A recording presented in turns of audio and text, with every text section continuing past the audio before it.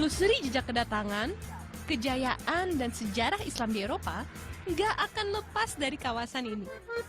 Berada di Spanyol Selatan, inilah The Great Andalusia.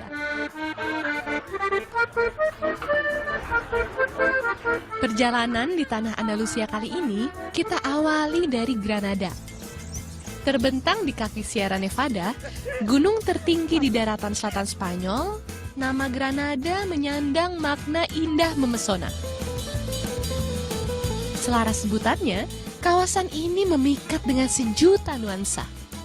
Bentang alam yang indah, dengan bangunan bergaya khas bumi Matador berpadu arsitektur bangsa Moor, ditambah aroma dan sedap ragam santapan, juga sapaan hangat warganya. Eksotis Granada sejak lama memang jadi magnet kuat wisata. Makanya, masyarakat udah biasa menerima pengunjung dengan senyum dan tangan terbuka. Masih ada satu lagi daya tariknya. Bisa dibilang yang satu ini bahkan ikonnya Granada. Peninggalan budaya Islam berupa istana sekaligus benteng pertahanan terakhir Muslim di Spanyol. Alhambra. Kompleks berhias taman-taman indah. Generalife di antaranya, sekaligus jadi salah satu jalur masuknya. Taman merepresentasi kesejukan dan kesuburan. Juga jadi bukti keahlian para pakar pada eranya menumbuhkan hijauan segar di atas bukit yang tandus. Terus masuk ke dalam sambil menikmati eloknya suasana. Ini dia bagian dalam kompleksnya. Alhambra adalah saksi bisu keruntuhan Islam di bumi Andalusia. Nama Alhambra sendiri diambil dari bahasa Arab, ahmar yang artinya merah. Islam masuk Spanyol tahun 711. Islam di Spanyol kemudian mencapai puncak kejayaan pada era 900 Masehi. Jatuhnya kota Granada sekaligus jadi penanda akhir kebesaran panji-panji ini. Rentetan kisahnya tergores di sini. Berdiri di nggak kurang 14 hektar lahan, Alhambra penuh sejarah.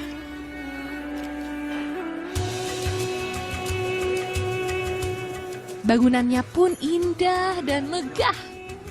Itu sebabnya Alhambra menarik banyak pengunjung. Untuk sejumlah alasan, pengelola membatasi jumlah kunjungan maksimal 8.000 orang per hari. Sementara, di musim-musim ramai wisata, permintaan tiket jauh di atas ini. Makanya, disaranin kalau mau ke sini harus terlebih dulu reservasi. Alhambra berdiri tahun 1238, atau udah lebih dari 780 tahun yang lalu. Jadi saksi perubahan, melewati rangkaian zaman. Sekarang fungsinya resmi diubah. Dari istana dan benteng militer, sekarang jadi museum. Namun nafas dan pesan kebesaran Islam sampai kini masih tetap terasa sekali di sini.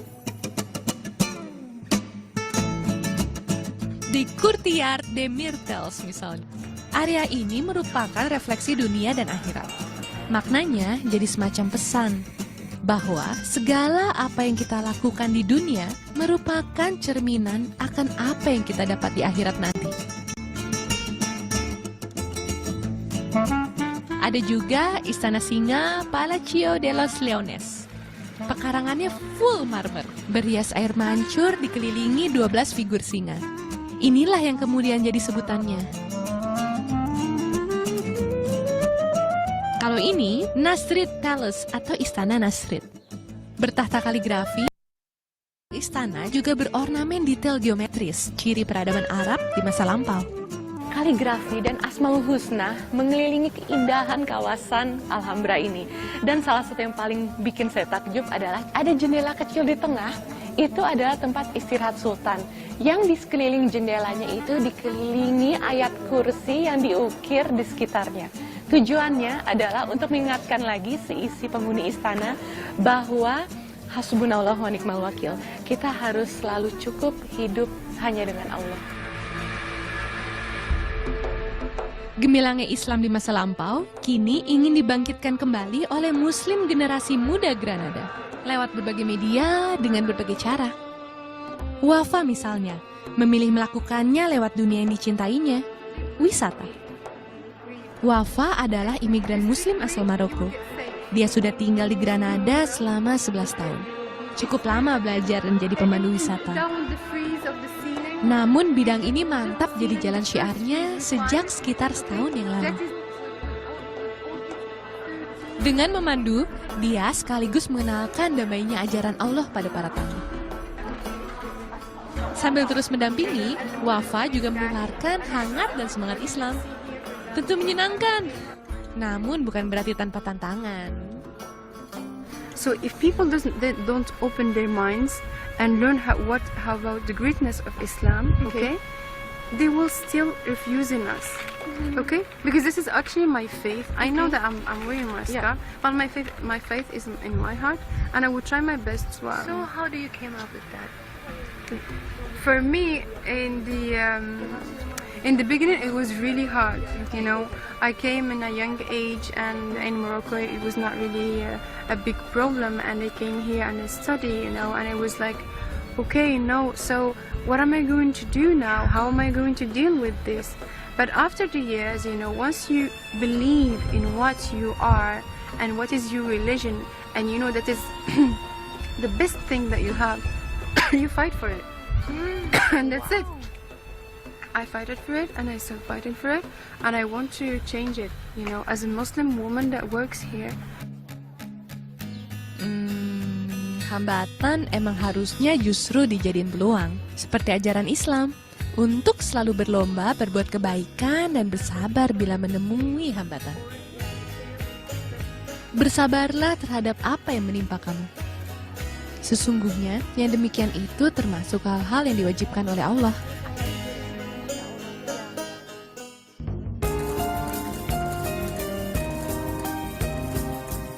Granada pernah berjaya di era gemilang Andalusia.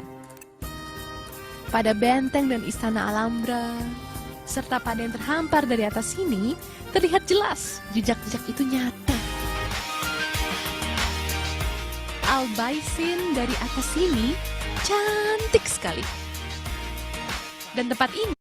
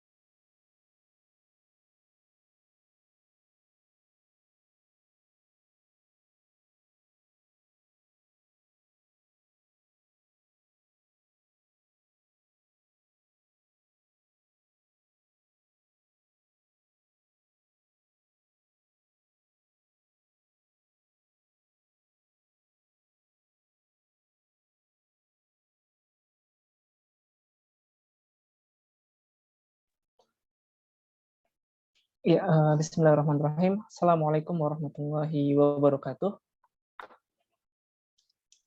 Alhamdulillah, wassalatu wassalamu ala asrofil anbiya'i wal mursalin wa ala alihi wa ashabihi wa man tabi'ahum bi ihsan ila yaumiddin.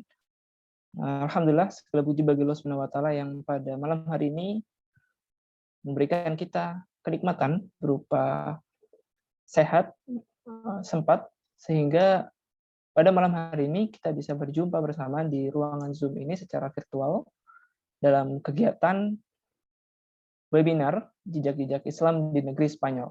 Dan yang kedua, salawat dan salam juga tak lupa kita curahkan kepada Nabi besar Muhammad SAW, yang mana beliau adalah suri tauladan kita, beliau adalah sosok yang patut kita ikuti, patut kita contoh, dan tentu saja kita mengharapkan syafaatnya di hari akhirat. Baik, teman-teman sekalian, alhamdulillah, saya ucapkan selamat datang seluruh peserta webinar Jejak Islam di Negeri Spanyol yang diadakan oleh Ayu Belajar Spanyol kali ini, pada malam hari ini.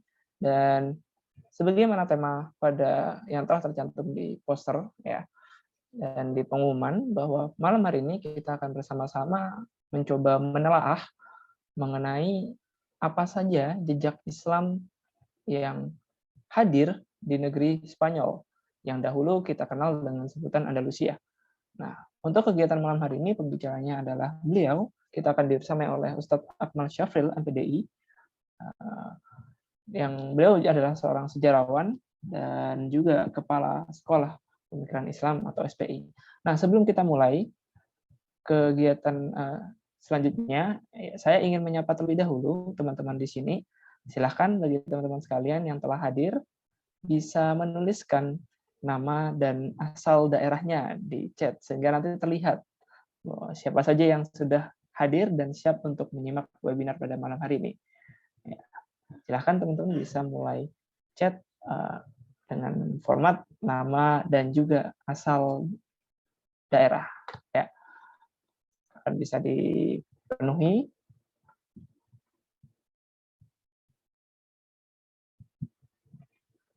Ya, ini ada ini dari Bintaro ya. Waalaikumsalam warahmatullahi wabarakatuh. Ya, Vi dari Yogyakarta, Selfie dari Solo ya, Masya Allah. Ya, silahkan teman-teman bisa sembari kita menanti kehadiran pembicara kita pada malam hari ini.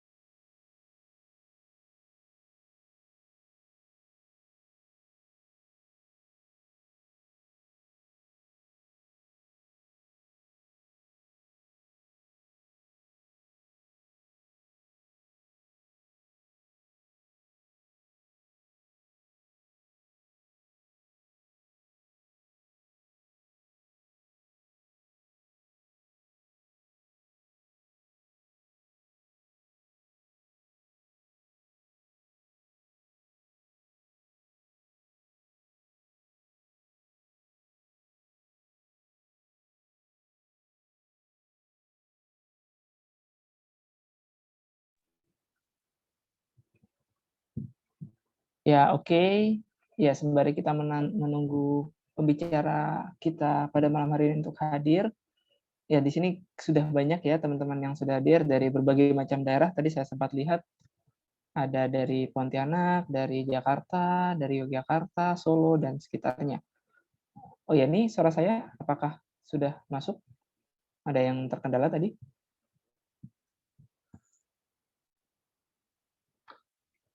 Gimana? Cek, mungkin panitia bisa dikonfirmasi apakah suara saya sudah masuk atau belum? Oh ya, sudah jelas ya. Baik. Nah, mungkin sembari menunggu, teman-teman nih, barangkali ada yang ingin sharing terkait tema kita malam hari ini. Seperti yang tercantum, tema kita malam hari ini kan mengenai jejak Islam di negeri Spanyol. Nah, kira-kira sejauh mana nih? Adakah mungkin teman-teman di antara teman-teman sini yang ingin sedikit sharing pengetahuannya tentang sebenarnya jejak seperti apa sih jejak Islam, seperti apa sih yang ada di negara Spanyol itu? Barangkali teman-teman ada yang ingin sharing di sini bisa angkat tangan sembari kita menunggu ustadznya hadir. Bisa melalui fitur Raise Hand ya. Jadi untuk webinar malam hari ini, jika ada teman-teman yang ingin berbicara atau ingin sharing, bisa nanti juga di sesi tanya jawab juga demikian. Jika teman-teman ada yang ingin berbicara, silahkan bisa menggunakan fitur Raise Hand untuk mengangkat tangannya. Oh ya, sudah pernah dengar Andalusia gitu ya. Ya, barangkali mungkin ada yang ingat satu tokoh yang paling terkenal ketika membicarakan tentang Andalusia, yang terkenal sebagai tokoh penakluk Andalusia. Ada yang tahu namanya siapa? Salah satu kisahnya, jika teman-teman mungkin masih ingat gitu ya, ada satu kisah yang menarik ketika saat itu pasukan Islam mendarat pertama kali di tanah Andalusia. Saat itu digambarkan mereka menggunakan kapal ya dari daerah Maghribi atau Afrika Utara, menggunakan kapal ke Andalusia. Kemudian dari sana turun, ya pasukannya turun, dan selanjutnya hal yang dilakukan adalah membakar kapalnya. Ya. Salah satu kisah mengatakan demikian, membakar kapalnya, dan kemudian pempanglimanya ya yaitu memberikan satu orasi yang memukau, yaitu bahwa di depan kita ada musuh, di belakang kita ada laut. Nah, kita tidak punya pilihan lain. Gitu. Nah, tadi sudah ada yang menjawab dengan benar. Ya benar, jawabannya adalah Tariq bin Ziyad. Itu salah satu tokoh yang sering ya kita dengar bersama-sama jika kita berbicara tentang Andalusia. Selain itu barangkali teman-teman ingat ada nama siapa lagi yang terkenal dari Andalusia? Barangkali ada yang teringat satu atau dua nama. Mungkin nama selanjutnya yang terkenal adalah salah satu penulis kitab yang bisa dikatakan sebagai salah satu buku sosiologi pertama di dunia, pencetus ilmu sosiologi di dunia Islam. Kitab ini sudah diterjemahkan banyak, termasuk di Indonesia, dengan halaman yang cukup tebal. Judul kitabnya Muqaddimah. Barangkali teman-teman ingat siapa pengarangnya. Muqaddimah. Ibnu Khaldun. Ya, benar sekali. Ibnu Khaldun. Kalau Ibnu Khaldun sendiri juga termasuk besar di area sana ya, meskipun saya juga belum mengecek lagi gitu.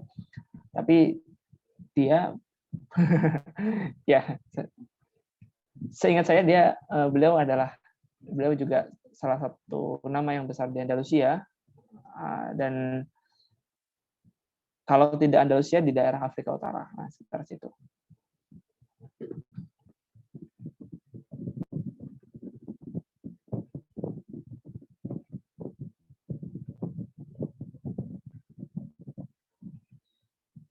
Atau nama lain, ada juga satu, ini jelas Andalusia, saya yakin ini berasal dari Andalusia. Ada satu pemikir besar yang juga dia punya pengaruh besar ke dunia Eropa, dan termasuk dikatakan sebagai salah satu tokoh yang mengubah Eropa, wajah pemikiran Eropa, sehingga menghasilkan kebangkitan di Eropa. Salah satu kitabnya yang terkenal adalah Tahafut at-Tahafut, ya, kitab yang digunakan atau ditulis untuk mengkritik pemikiran Al-Ghazali dari kitab Tahafut al-Falasifah. Nama Latinnya yang terkenal adalah Averroes. Nah, itu nama Latinnya. Tapi nama Arabnya, teman-teman ada yang tahu siapa? Averroes.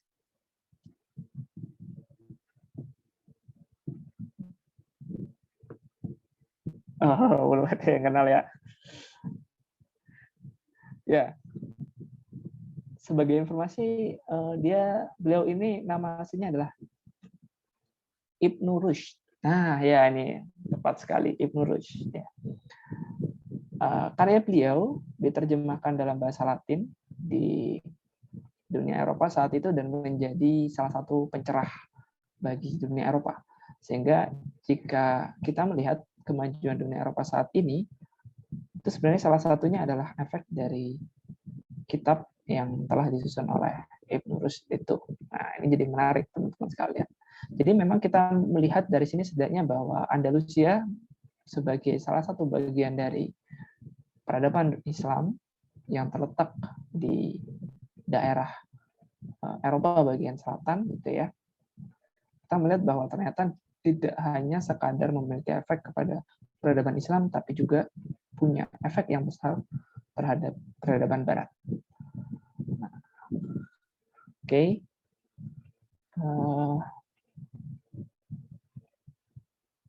Kita cek kembali. Oke, ya sepertinya memang sedikit ada kendala sehingga Ustadznya masih dalam proses untuk login. Ya, kita tunggu sejenak gitu. Nah, barangkali teman-teman ada yang ingin, oh ini sudah hadir ya beliau ya. Assalamualaikum. Waalaikumsalam warahmatullahi wabarakatuh. Ustadz Akmal. Ya. Sudah jelas ya suaranya? Alhamdulillah. Jelas. Bagaimana kabarnya Ustadz Akmal? Baik, alhamdulillah. Baik, alhamdulillah. Baik, mungkin langsung saja karena pembicara kita pada webinar malam hari ini Ustadz Akmal Syafril telah hadir. Sebagai awalan mungkin saya perlu membacakan CV beliau terlebih dahulu. Mungkin panitia bisa di-share. Ya, beliau adalah bernama lengkap Akmal Syafril MPDI, seorang sejarawan dan juga kepala sekolah pemikiran Islam. Dan beliau menempuh pendidikan S1-nya di Teknik Sipil ITB, dilanjutkan dengan S2 di Pemikiran Islam UIK, dan saat ini beliau sedang menempuh pendidikan doktoral di Ilmu Sejarah UI. Nah, ini dengan background beliau di Ilmu Sejarah tentu menjadi sangat menarik webinar pada malam hari ini ya, ketika kita membicarakan tentang sejarah Islam di Andalusia. Dan mungkin itu saja sedikit pengenalan singkat dari untuk pengenalan singkat pembicara pada malam hari ini. Mungkin tanpa membuang waktu lagi, saya persilahkan kepada Ustadz Akmal Syafril untuk menyampaikan materinya. Tafadhol Ustadz. Bismillahirrahmanirrahim. Assalamualaikum warahmatullahi wabarakatuh. Waalaikumsalam warahmatullahi wabarakatuh. Alhamdulillahirabbil alamin, hamdan katsiran kama amara, asyhadu an la ilaha illallah, asyhadu anna Muhammadan abduhu wa rasuluh. Allahumma shalli ala Muhammad wa ala ali Muhammad kama shallaita ala Ibrahim wa ala ali Ibrahim innaka Hamidum Majid. Alhamdulillah segala puji dan syukur atas rahmat Allah Subhanahu wa taala, saya bisa menyapa teman-teman dari Ayo Belajar Spanyol ya. Ini sebenarnya saya agak malu juga nih ya. Karena sebenarnya saya follow Ayo Belajar Spanyol tuh pengen belajar bahasa Spanyol. Malah saya disuruh ngajar duluan gitu ya. Ini alhamdulillah juga ya. Mudah-mudahan dari sini bisa belajar bahasa Spanyol. Ya, kebetulan alhamdulillah saya udah 2 kali ya ke Spanyol. Sebenarnya tur Andalusia. Jadi kita mulai dari Maroko kemudian baru ke Spanyol ya. Yang pertama kali itu 11 hari, yang kedua 14 hari karena ditambah Portugal ya. Jadi banyak orang lupa bahwa yang disebut Andalusia itu termasuk Portugal sebenarnya. Ya, bukan hanya Spanyol aja tapi Portugal juga ya. Dan pengetahuan bahasa Spanyol saya sebatas yang sebatas bisa say hi aja gitu ya. Hola sih lancar gitu ya. Hola, buenos dias, buenas tardes, buenas noches, hafal itu ya. Kemudian kata-kata yang paling perlu sekali untuk untuk kita ketahui kalau kita ke Spanyol adalah aseos ya. Yaitu bagaimana mencari toilet di sana gitu ya. Nah, itu yang diperlukan kalau untuk para turis gitu ya. Jadi tahu kalau mau nanya jalan ke toilet kalau di sana gitu ya. Tapi selebihnya nggak banyak lah saya tahu ya. Yang saya tahu kalau makanan yang enak tuh paella. Wah, masya Allah, enak banget loh ya.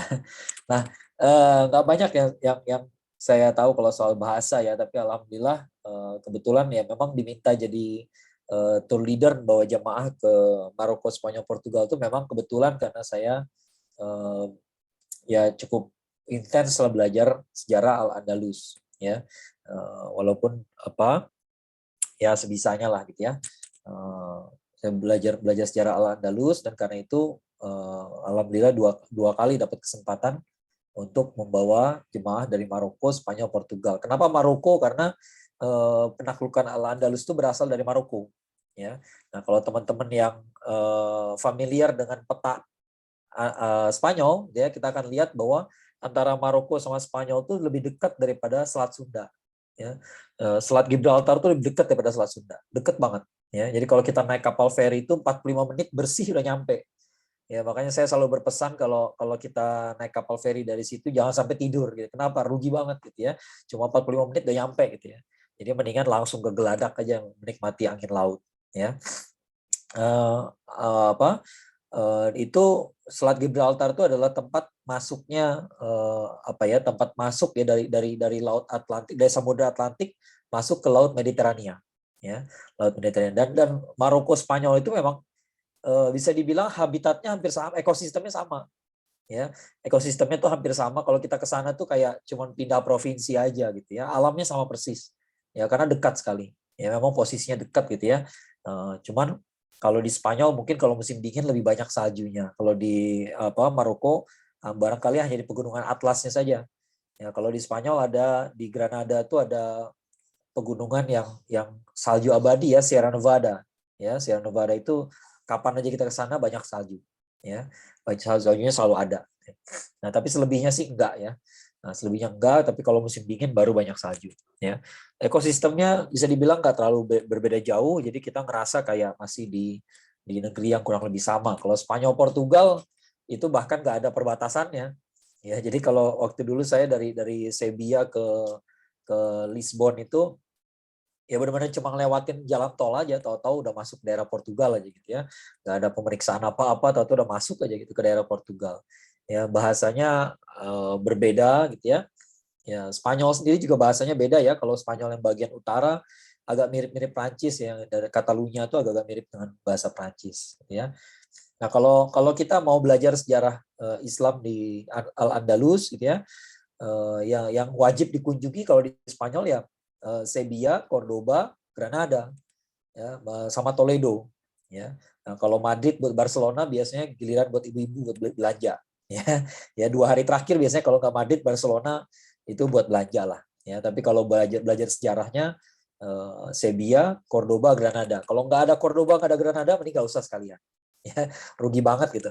Ya ke sana tuh. Ya. Nah kalau Maroko ya banyak lah. Maroko ada Rabat, ada Fez, ada Marrakesh, ya Casablanca sih kota bisnis ya, kota bisnis. Tapi ya di situ ada masjid yang cakep banget, Masjid Hasan Thani ya, di pinggir Laut Atlantik, masya Allah. Ya. Kemudian dari Maroko kita dari kota Tangier nyebrang ke kota Tarifa.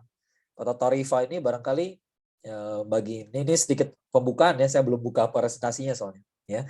Nah, kalau kita dari kota Tarifa itu kita dari kota Tangier kita nyebrang ke kota Tarifa itu yang saya bilang 45 menit. Ya. 45 menit bersih gitu ya. Dan dan kata kota Tarifa itu terambil dari kata Tarif bin Malik. Ya, Tarif bin Malik ini tokoh yang biasanya orang kalau tahu sejarah Al-Andalus sering dengarnya Tariq bin Ziyad ya. Padahal ada juga panglima lain namanya Tarif bin Malik dan dia sangat berjasa juga. Ya, mohon izin saya mau bahas sedikit tentang sejarah Al-Andalus, ya jejak-jejak Al-Andalus. Ya, kenapa saya sebut Al-Andalus? Karena nama Andalusia sampai sekarang masih dipakai. Jadi supaya kita nggak confuse aja ya, Andalusia sampai sekarang masih menjadi nama wilayah. Saya lupa nama istilahnya apa ya. Kalau di Spanyol bukan provinsi namanya apa ya. Nama-nama wilayah paling selatan dari Spanyol ya itu namanya masih Andalusia. Ya, Cordoba, Granada itu masih bagian dari wilayah Andalusia. Jadi supaya nggak confuse kita pakai istilah Al-Andalus ya. Al-Andalus ini merujuk sebuah kerajaan yang sebenarnya meliputi Spanyol dan Portugal. Justru Spanyol yang tidak seluruhnya masuk ke Al-Andalus.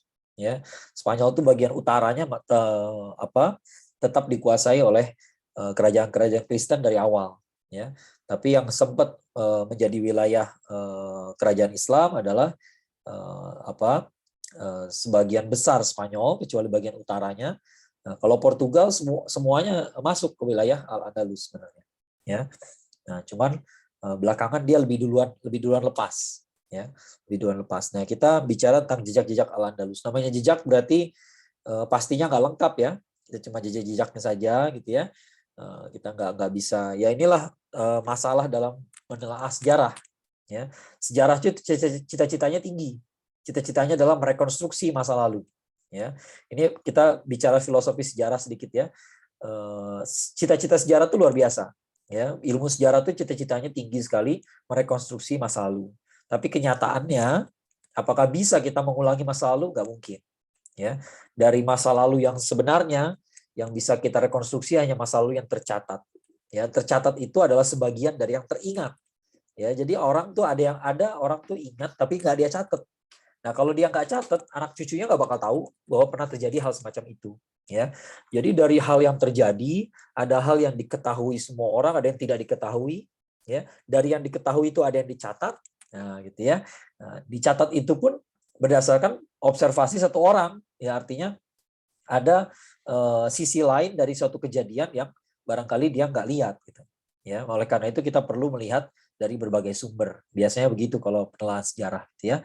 Jadi kita bicara Al-Andalus, jangan berharap bahwa segala pertanyaan bisa dijawab, ya. Kita nggak bisa merekonstruksi semua hal dari masa lalu, ya. Tapi cita-citanya demikian, ya.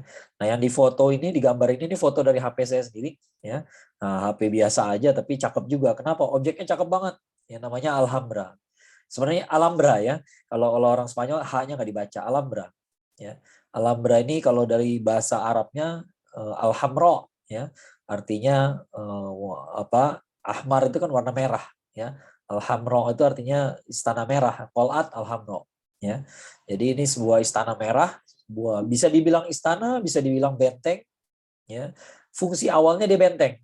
Ya, tapi kemudian dibangun bergenerasi-generasi gitu ya, sehingga menjadi makin luas, lama-lama rajanya tinggal di situ. Ya, kok lama-lama rajanya tinggal di situ? Karena awalnya nggak di situ. Ya, yang paling lama menjadi ibu kota Al-Andalus adalah Cordoba. Ya, yang paling lama jadi ibu kota Al-Andalus adalah Cordoba. Granada itu 200 tahun terakhir saja. Ya, 200 tahun terakhir dari sejarah Al-Andalus. Ya, dan ini adalah objek wisata nomor 1 di Spanyol. Ya, jadi kalau ke Spanyol nggak ke sini, waduh apes banget deh, gitu ya. Ini mesen tiketnya perlu agak-agak jauh-jauh hari. Kalau nggak salah dibatasi 3.500 turis per hari. Ya, dan dia punya 2 jadwal di tiketnya. Jadi jadwal masuk ke dalam Alhambranya sama jadwal masuk ke dalam istananya. Di dalam itu ada istananya lagi, gitu ya. Ada istana yang khusus buat tempat tinggal rajanya, gitu ya. Di situ lebih spesifik lagi waktunya. Kalau di istana itu betul-betul kita di situ cuma dikasih waktu 45 menit kalau nggak salah. Ya, jadi orang tuh masuk jam sekian harus keluar jam segitu.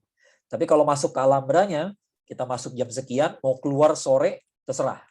Ya, bebas gitu ya. Nah, ini gambaran aja nih objek wisata nomor 1 di Spanyol. Jadi nggak bakal dirusak sama pemerintah Spanyol, insya Allah. Ya. Nah, sekarang kita bicara tentang Futuhat dulu. Ya. Kalau kita bicara sejarah Al-Andalus, kita perlu memahami bahwa ini adalah suatu hal yang luar biasa yang disebut Futuhat, Al-Futuhat, Al-Futuhat. Apa sih Al-Futuhat? Ini kata Al-Futuhat itu sendiri kata yang sangat ajaib gitu ya. Kenapa ajaib? Karena ini kata jamak yang dijamakkan. Ya, jadi kata singularnya fatah, kemudian menjadi futuh, kemudian dijamakkan lagi jadi futuhat. Ya, kenapa jamak dijamakin lagi? Nggak semua kata bisa dijamakin double gitu. Ya, jamak kuadrat kayak gitu nggak lazim sama sekali gitu ya. Kenapa? Untuk menunjukkan ekspansi yang sangat besar. Jadi fatah itu artinya penaklukan. Ya, ini adalah penaklukan yang sangat cepat, sangat besar sekali. Ya. Nah, kalau kita lihat petanya, ya, ini peta wilayah kekuasaan Islam, ya, yang warna merah bata, yang warna merah tua nih ya. Merah tua adalah wilayah Islam di zaman Khulafaur Rasyidin. Ya, zamannya Khalifah Abu Bakar, Umar, Utsman dan Ali, itu adalah wilayahnya warna merah paling tua ya. Nah, kemudian yang warna kuning yang paling luas itulah daerah Daulah Umayyah. Jadi setelah Khulafaur Rasyidin ya meledak sampai ke Spanyol. Ya, wilayah itu meledak ya, jauh sekali, lebar. Justru ketika masuk zaman Daulah Abbasiyah, dia mengecil lagi. Ya, dia mengecil menjadi warna oranye. Ya, jadi yang oranye itu justru lebih yang belakangan. Ya, tapi bukan berarti yang warna kuning yang di luar kayak Al-Andalus itu ya, bukan berarti dia tidak Islam lagi pada masa itu, hanya saja dia tidak berbaiat atau tidak berafiliasi kepada Daulah Abbasiyah. Ya, nah, jadi begitu ceritanya. Jadi begitu cepatnya nih perkembangan wilayah kekuasaan Islam pada masa itu. Untuk menggambarkan cepatnya kayak apa, sekarang saya gambarkan Islam tuh masuk ke Spanyol, ya, masuk ke Al-Andalus itu adalah tahun 95 Hijriah. Ya, 95 Hijriah. Kita tahu kita baru merayakan tahun baru Hijriah ya. Hijriah itu dihitung dari hijrah. Ya. Sementara zamannya Khulafaur Rasyidin ketika Khalifah Ali bin Abi Thalib telah terbunuh gitu ya, mati syahid, itu adalah tahun 41 Hijriah. Jadi cuma setengah abad dari wafat dari zaman Khulafaur Rasyidin, wilayah Islam sudah sampai ke Spanyol. Ya, dan itu ya luar biasa gitu ya. Di zaman ketika transportasi juga nggak cepat sekarang gitu ya. Ini bisa dibilang sebagai sebuah ledakan. Ya, makanya istilah yang digunakan itu istilah yang sangat khusus ya, futuhat. Ya, jamak dari jamak. Gitu ya. Betapa cepatnya Islam ini menyebar luas pada masa itu. Ya, nggak nyampe 1 abad dari hijrah, nggak sampai setengah abad dari zamannya Khulafaur Rasyidin. Ya, itu terjadi di zaman Daulah Umayyah. Ya. Nah, kemudian hal kedua yang ingin saya ungkapkan adalah semacam disclaimer ya, semacam disclaimer.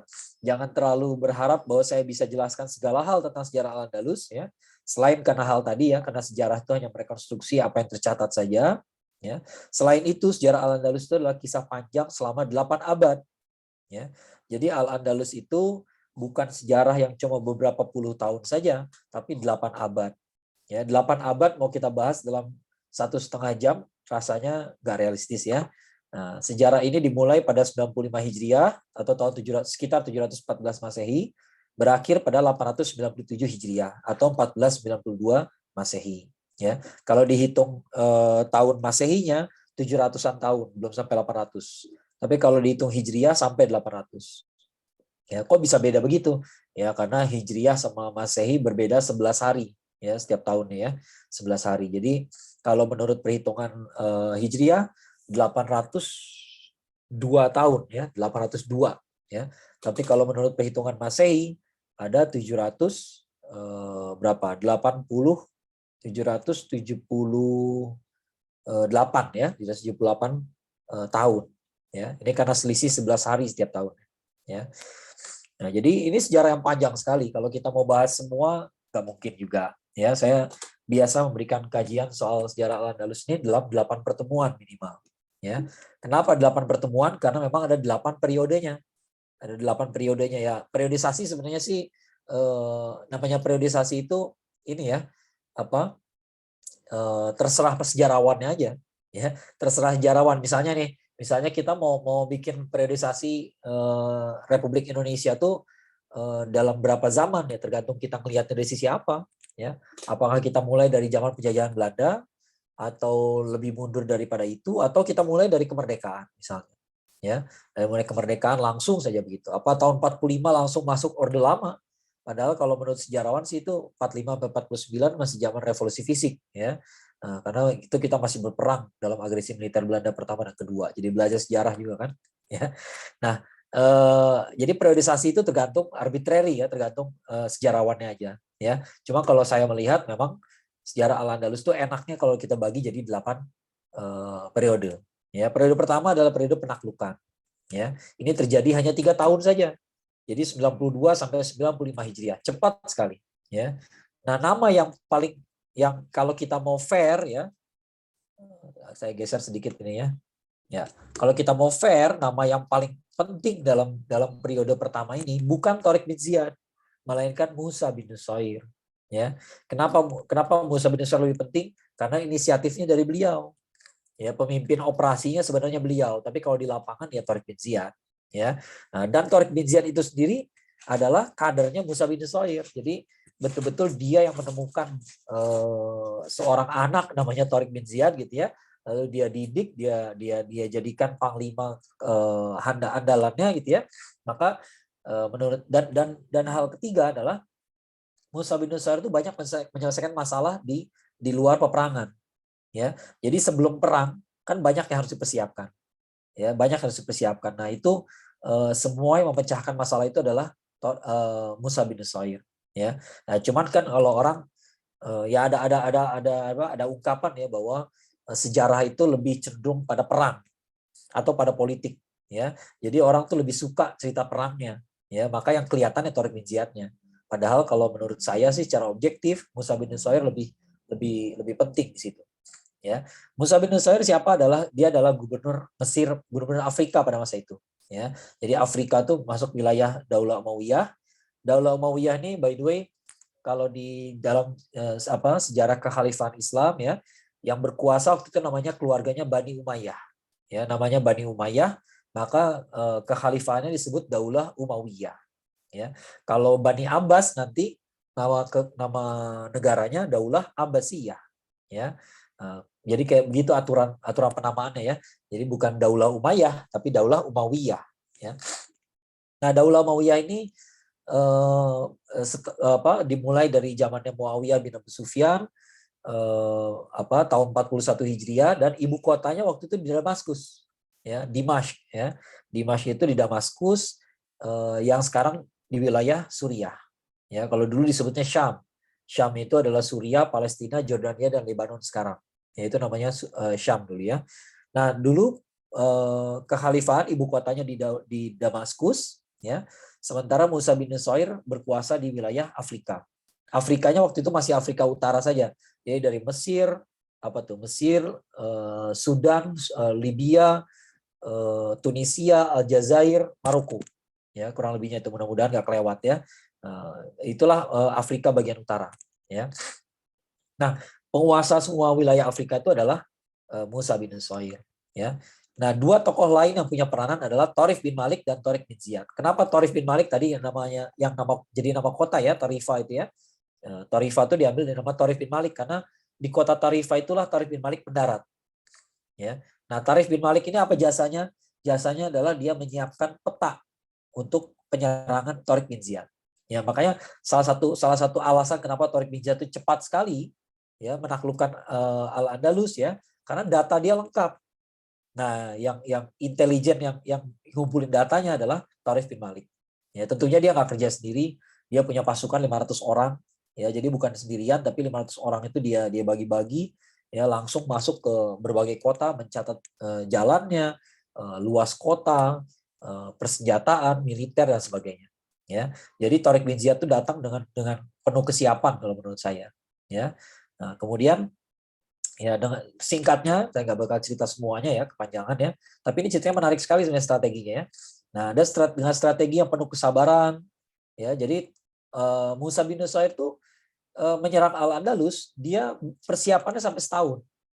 Ya, sabar sekali. Ya, ada beberapa faktor yang bikin dia harus menunggu dulu. Ya, tapi yang pasti dia sabar sekali. Ya, kemudian taktiknya jenius. Nah, ini Tariq bin Ziyad nih yang berperan ya. Kalau ini kita lihat gambarnya ya. Kita lihat gambarnya itu yang sebelah kanan itu pasukannya Tariq bin Ziyad, yang sebelah kiri adalah pasukannya Rodrigo. Ya, Rodrigo itu siapa? Dia adalah raja Gotik yang sedang menjajah bangsa Vendel pada masa itu. Siapa pula bangsa Vendel? Bangsa Vendel itu bangsa aslinya Spanyol. Ya, yang disebut orang Spanyol itu bangsa Vendel. Makanya Andalusia itu konon berasal dari Vandalusia. Ya. Nah, jadi ketika Islam datang ke sana, Spanyol itu lagi dalam keadaan terjajah. Ya, bangsa Vendel itu lagi dijajah sama bangsa Gotik. Ya, pemimpinnya namanya Rodrigo. Ya, saya dapat info bahwa Rodrigo itu sampai hari ini dianggap nama yang jelek. Ya, nama yang jelek, nama penjahat gitu. Ya, jadi penjahat itu kalau di sinetron mereka namanya Rodrigo gitu ya. Itu mirip-mirip kalau orang Spanyol biasanya nggak mau ngasih nama anaknya Rodrigo. Ya, mirip-mirip kayak orang Islam nggak mau ngasih nama anaknya Abu Lahab misalnya. Ya, nah, nggak mungkin kita kasih nama anak kita Abu Lahab. Kenapa? Tokohnya nggak bagus gitu. Ya, nah ini salah satunya karena ini kalau kelihatannya. Ya, karena dulu ada seorang raja Gotik yang pernah menjajah bangsa Vendel. Ya, nah ini adalah pertempuran di Rio Barbate. Rio Barbate itu river ya, sungai ya. Sungai. Kalau di Spanyol itu ada satu hal yang menarik. Tiap kali kita lewatin sungai, kita nyeberangin sungai. Jadi ada sungai terus kita lewatin jalan di atasnya gitu ya, selalu ada, hampir selalu setahu saya ada tulisan nama sungainya ya, jadi orang tuh kalau lewat tuh tahu itu nama sungainya sungai apa gitu ya. Nah, cuman saya belum pernah lewat juga Rio Barbate ini, ya. Entah di mana. Kalau saya lihat di peta sih dia dekat sebuah danau yang paling besar ya. Kemudian sungainya juga bercabang-cabang. Ya, kalau di Jawa Barat kayak Ciliwung barangkali gitu ya, udah nggak jelas yang mana batang asalnya gitu ya, mana cabangnya itu udah nggak jelas, gitu ya. Nah, pokoknya Ciliwung semua namanya. Ya. Nah, pertempuran itu konon terjadi di Rio Barbate, di pinggir sungai Barbate ini, gitu ya. Nah, kenapa di pinggir sungai? Karena perangnya itu luar biasa antara 12.000 orang pasukan Tariq bin Ziyad. Sebenarnya Tariq bin Ziyad bawa pasukan 7.000. Ya, kemudian ditambahin lagi 5.000 orang dipimpin oleh Tariq bin Malik. Ya, jadi 12.000 orang. 12.000 orang melawan 100.000. Ya, jumlahnya dahsyat sekali, 12.000 lawan 100.000. Ya, kenapa bisa menang? Karena bertarungnya di pinggir sungai. Nah, pinggir sungai itu sebelah kirinya sungai, sebelah kanannya tebing. Ya, nah ini kayak kalau saya nggak tahu kalau teman-teman yang seangkatan saya biasanya pada baca kungfu, baca komik Kung Fu Boy. Ya. Di Kung Fu Boy itu diajarkan kalau kita mau menang lawan musuh yang keroyokan, ya kita harus bertarung di tempat sempit. Ya, jadi 100.000 orang tuh nggak bisa ngepung 12.000 karena tempatnya sempit. Ya, nah anyway. Singkat cerita, Tariq bin Ziyad berhasil mengalahkan Rodrigo. Ya, itu terjadi. Rodrigo tuh kalah di tahun 92 Hijriahnya, jadi di awalnya banget. Ya, jadi benar-benar tahun 93, 94, 95 itu cuman menaklukkan pemimpin kecilnya saja. Ya, nah salah satu alasan kenapa Tariq bin Ziyad sangat sukses adalah karena bangsa Vendelnya sendiri nggak melawan. Ya, jadi bangsa aslinya Spanyol itu mereka nggak ngelawan kaum muslimin pada masa itu. Kenapa? Karena mereka melihat ini kayak Indonesia sama Jepang dulu. Ya, Jepang itu kan masuk dengan narasi membebaskan Asia. Ya, maka orang Indonesia melihat Jepang itu sebagai pembebas. Ya, akhirnya ada yang bisa ngusir Belanda gitu. Ya, akhirnya ada gitu. Nah, sama perasaannya orang Vendel juga begitu. Akhirnya ada yang bisa ngusir orang-orang Gotik. Ya, itu makanya penaklukannya cepat sekali. Ya, kemudian masuk periode Al-Wulat. Al-Wulat ini adalah para gubernur. Ya, nah itu tahun 95 sampai 138, lumayan lama, sekitar 43 tahun ya, 43 tahun. Nah pada periode ini Al-Andalus jadi bagian dari wilayah kekuasaan Daulah Umayyah yang ibu kotanya di Dimashq. Ya, terjadi upaya ekspansi sampai ke wilayah Prancis. Ya, Islam pasukan Muslim itu udah sampai kalau nggak salah 30 km dari kota Paris ya, udah dekat sekali. Tapi akhirnya gagal mempertahankan. Akhirnya mundur terus gitu ya, kekuasaan Islam tertahan di perbatasan Spanyol dan Prancis. Ya, Al-Andalus dipimpin oleh seorang gubernur ya sampai terjadi kudeta di ibu kota pada 132 Hijriah. Ya, Al-Andalus tidak ikut berbaiat kepada Daulah Abbasiyah. Jadi berakhirnya Daulah Umayyah adalah karena kudeta yang dilakukan oleh Bani Abbas. Ya, nah ketika kudeta itu semua laki-laki dewasa dari Bani Umayyah dibunuh. Ya, nah makanya kudetanya sangat berdarah. Itu terjadi tahun 132 Hijriah. Ya, nah setelah Daulah Umayyah runtuh, ternyata sebagian wilayah kekuasaan Islam di Afrika tidak berbaiat kepada khalifah di Baghdad ya. Daulah Abbasiyah ibu kotanya pindah ke Baghdad, ke Irak sekarang ya. Ya, jadi tahun 132 Hijriah itu Andalusia, Al-Andalus termasuk yang tidak berbaiat kepada khalifah di Baghdad. Ya, dia nggak mau ngikutin mereka. Ya, jadi 132 sebenarnya statusnya udah bukan gubernur lagi ya, tapi dia udah jadi pemimpin lokal. Ya, pemimpin lokal pada masa itu sampai 138 Hijriah. Ya. Apa yang terjadi antara 132 sampai 138? Ya, karena kan 132 Daulah Umayyahnya runtuh ya. Tapi dia nggak masuk ke wilayah Daulah Abbasiyah.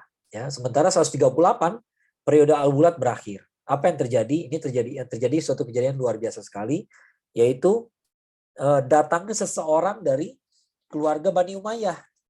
Jadi ada seorang putra keluarga Bani Umayyah lolos dari pembantaian, namanya Abdurrahman. Abdurrahman ini kasih gelar Ad-Dakhil. Ad-Dakhil itu artinya pendobrak. Kenapa pendobrak?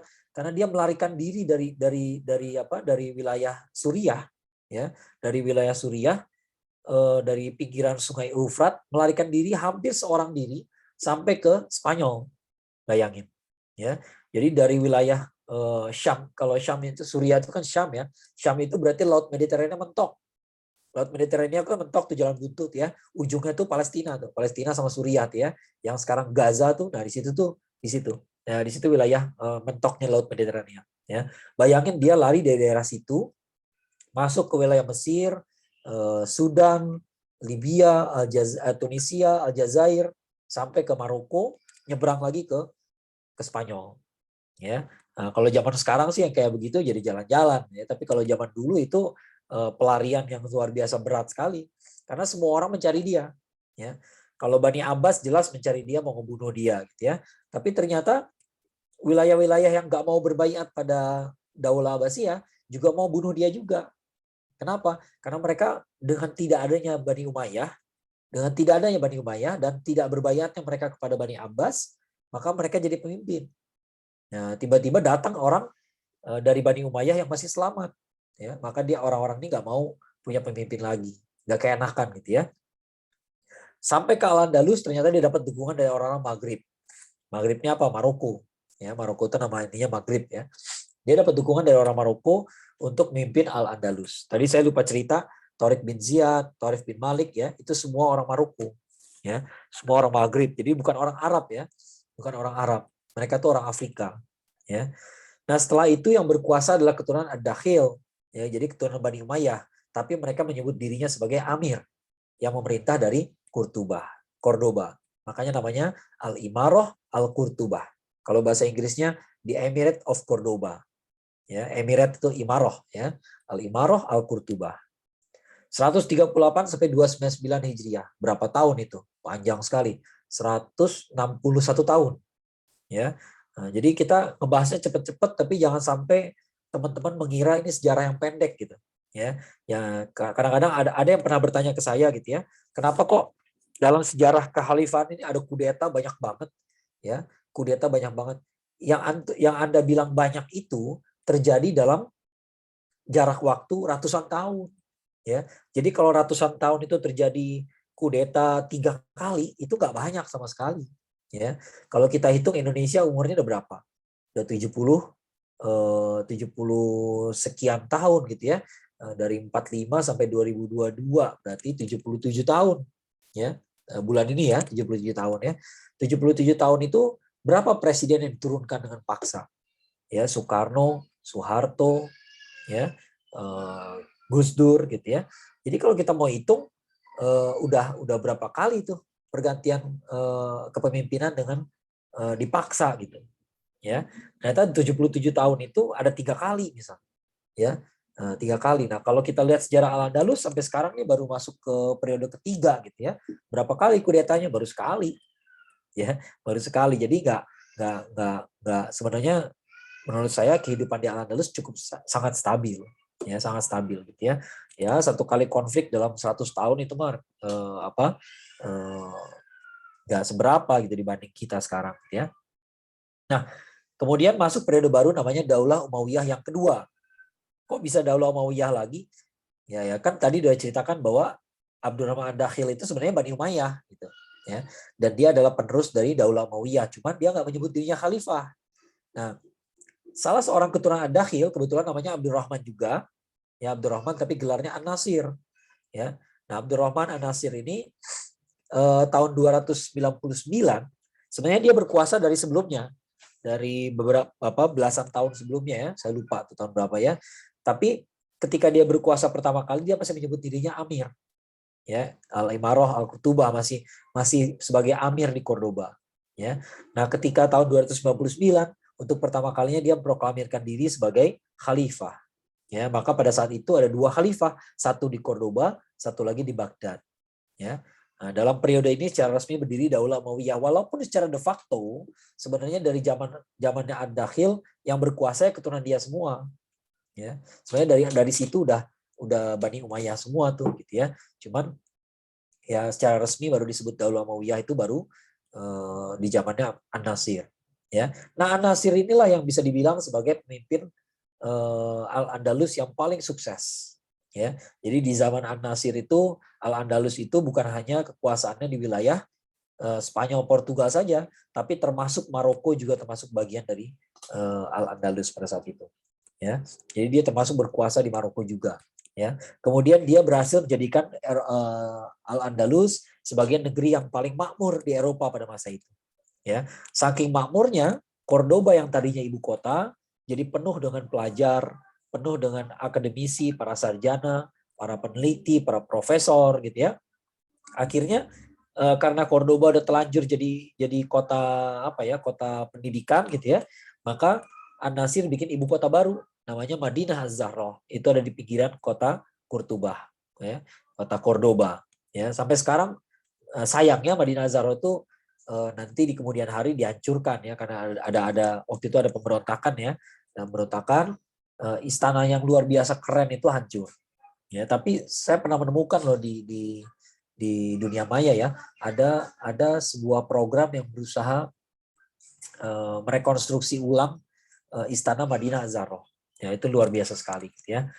Jadi mereka berusaha membuat modelnya seperti apa aslinya ya. Az-Zahra itu ketika masih utuh gitu ya. Itu luar biasa mentereng sekali. Itu di atas bukit. Kalau sekarang kita ke sana tinggal reruntuhannya saja. Ya, ada beberapa tiang yang masih berdiri gitu ya. Tapi udah reruntuhan lah ya. Tapi reruntuhannya pun masih bagus kalau saya lihat di foto-foto ya. Kebetulan saya belum pernah mampir ke situ. Ya, jadi kalau kita ke Cordoba, kalau yang wajibnya sih kayak yang di foto ini nih. Ya, ke mana?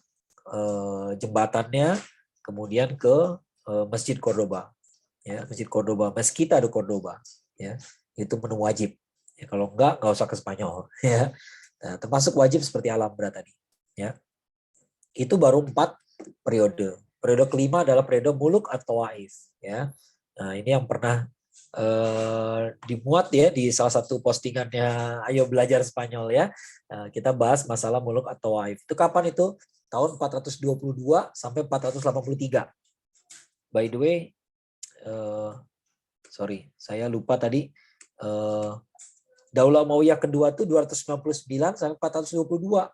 Ini lama sekali loh ya, 123 tahun. Ya, 123 tahun. Jadi nggak sebentar gitu ya. Kemudian Muluk at-Tawaif itu adalah 422 sampai 483. Ya, sekitar 61 tahun, ya. Apa tuh Muluk at-Tawaif? Muluk itu artinya raja-raja. Ya, raja-raja kecil. Ya, itu muluk ya, panjang ya, muluk itu adalah jamak dari malik, ya. Nah, muluk itu artinya raja-raja kecil atau Tawaif ya. Nah, setelah keruntuhan Daulah Umayyah kedua, biasa kalau seperti Romawi juga, begitu Romawi itu runtuh, maka penguasa-penguasa lokal berebut. Ya, mereka berebut kekuasaan. Nah, begitu Daulah Umayyah II itu runtuh, maka para penguasa lokal di Al-Andalus saling berebut kekuasaan. Sampai wilayah itu terbagi-bagi menjadi 22 kerajaan kecil. Ya, jadi Muluk at-Tawaif ini memang masa-masa paling gelap dalam sejarah Al-Andalus. Ya. Sementara itu 3 kerajaan Kristen di wilayah utara, Aragon, Kastil, dan apa itu lagi ya? Saya lupa. Ya, Leon ya. Nah, Aragon, Kastil, dan Leon di wilayah utara bisa melakukan ekspansi. Ya. Nah, pada kondisi terburuknya tersisa 3 kerajaan di wilayah selatan Al-Andalus. Ya, tinggal 3 wilayah saja. Ya, yaitu Granada, Cordoba, dan satu lagi saya lupa ya. Itu udah ke arah Portugal sebenarnya. Ya. Nah, yang tersisa tinggal itu. Ya. Mungkin perlu saya tambahkan sedikit ya. Kalau kita bicara pada zaman-zaman berabad-abad lampau, mungkin sampai sebelum Perang Dunia I lah, ya, sebelum Perang Dunia Pertama gitu ya. Kita jangan salah sangka bahwa kehidupan politik bisa berubah sangat drastis, tapi kehidupan masyarakat sehari-hari nggak berubah. Kondisi zaman dulu gitu.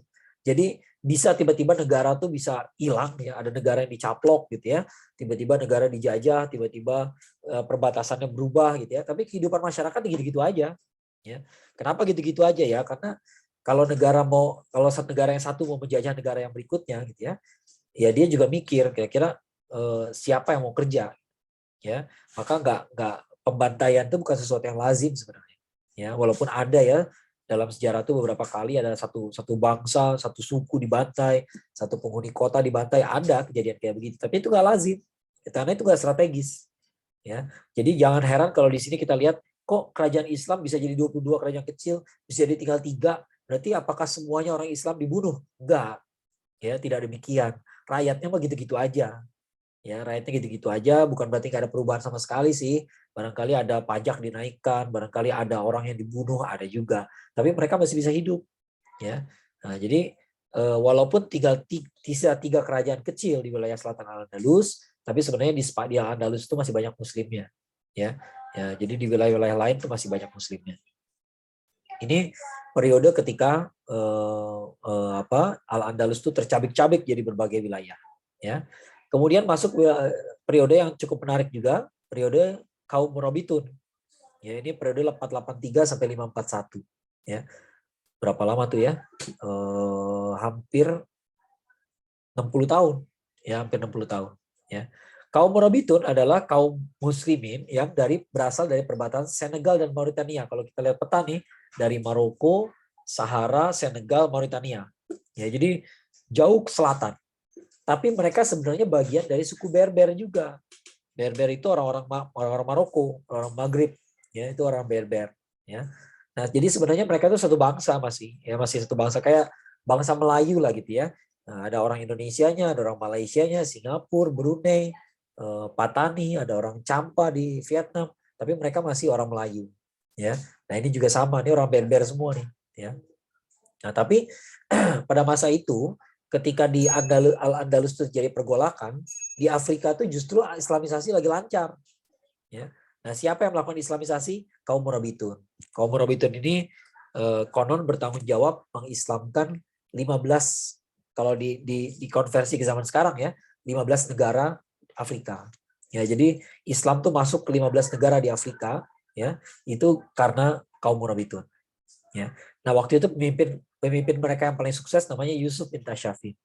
Yusuf bin Tasyafin inilah yang berikan pertolongan kepada orang-orang di Al-Andalus sampai akhirnya bisa mengembalikan stabilitas di wilayah Al-Andalus. Singkatnya begitu. Ya. Kemudian 2 periode terakhir adalah kaum Muwahhidun 541-668. Ini periode kedua terakhir ya. Ini periodenya 227 tahun. 200 tahun. Ya, jadi lama sekali. Yang menariknya adalah kaum Muwahhidun ini asalnya adalah aliran sesat. Ya, jadi aliran sesat, kemudian dia berhasil mengalahkan kaum Murabitun, ya, berhasil merongrong kekuasaan kaum Murabitun, akhirnya merebut kekuasaan di Al-Andalus. Lucunya dari aliran sesat di generasi berikutnya, ya, di generasi ketiga mulai muncul pemimpin-pemimpin yang adil dan soleh. Ya, kok bisa dari aliran sesat jadi soleh? Ya karena yang generasi ketiganya mulai sadar. Ya, sebenarnya dari generasi kedua juga udah mulai sadar sih. Ya, generasi kedua udah mulai sadar bahwa pimpinan mereka dulu namanya Muhammad bin Tumart ya, ternyata dia tuh sesat gitu. Ya, ajaran dia nggak benar gitu. Ya, nah ternyata di keturunan-keturunannya masih ada yang yang pada akhirnya bisa berpikir jernih. Gitu ya. Nah, anyway, pada akhirnya berakhir juga kaum Muwahhidun. Ya, barulah masuk masa Al-Imarah Al-Gharnatoh. Ya, atau kalau bahasa Inggrisnya di Emirate of Granada, ya. Gharnatoh itu Granada. Berapa tahun? 668 sampai 897. Ya, 229 tahun. Hampir 230. Ya. Nah, karena sangat kerajaan-kerajaan Kristen dan juga kalah bersaing dengan pemimpin lokal lainnya, kaum Muwahhidun terdesak menyeberang ke Maghrib. Jadi kaum Muwahhidun pindah ke Maroko. Sementara itu ada keluarga namanya Bani Ahmar. Bani Ahmar ini mengikat perjanjian dengan Kastil, kerajaan Kastil ya, dan berkuasa di Gharnatoh 200 tahun terakhir kekuasaan Islam di Al-Andalus ya. Jadi 200 tahun terakhir Al-Andalus atau kekuasaan Islam di Granada itu karena bayar upeti. Ya. Jadi kalau diperangi sih nggak bakal selama itu. Ya, bayar upeti kepada kerajaan Kastil. Tapi pada akhirnya perang juga. Ya. Nah, akhirnya perang. Raja terakhir namanya Abu Abdillah, ya ini kalau orang Spanyol nyebutnya Abu Abdil ya. Abu Abdillah ini kebetulan banyak orang bernama Abu Abdillah ya. Pendiri Bani Ahmar juga namanya Abu Abdillah juga, Abu Abdillah Al-Ahmar ya. Tapi kalau ini Abu Abdillah As-Soghir ya.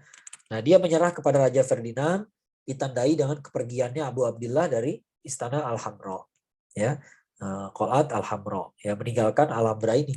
Ya, makanya Alhambra ini sebuah simbolik sekali gitu ya, simbolik sekali ketika dia dikuasai maka dengan sendirinya kekuasaan Islam berakhir.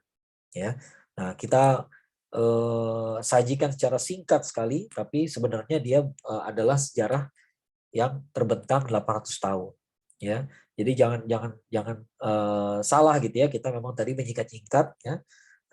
Tapi bagaimanapun ini periode yang panjang sekali. Ya, jadi jangan kira oh Al-Andalus berarti banyak konfliknya ya. Konfliknya tetapi tiap 100 tahun, tiap 200 tahun. Ya.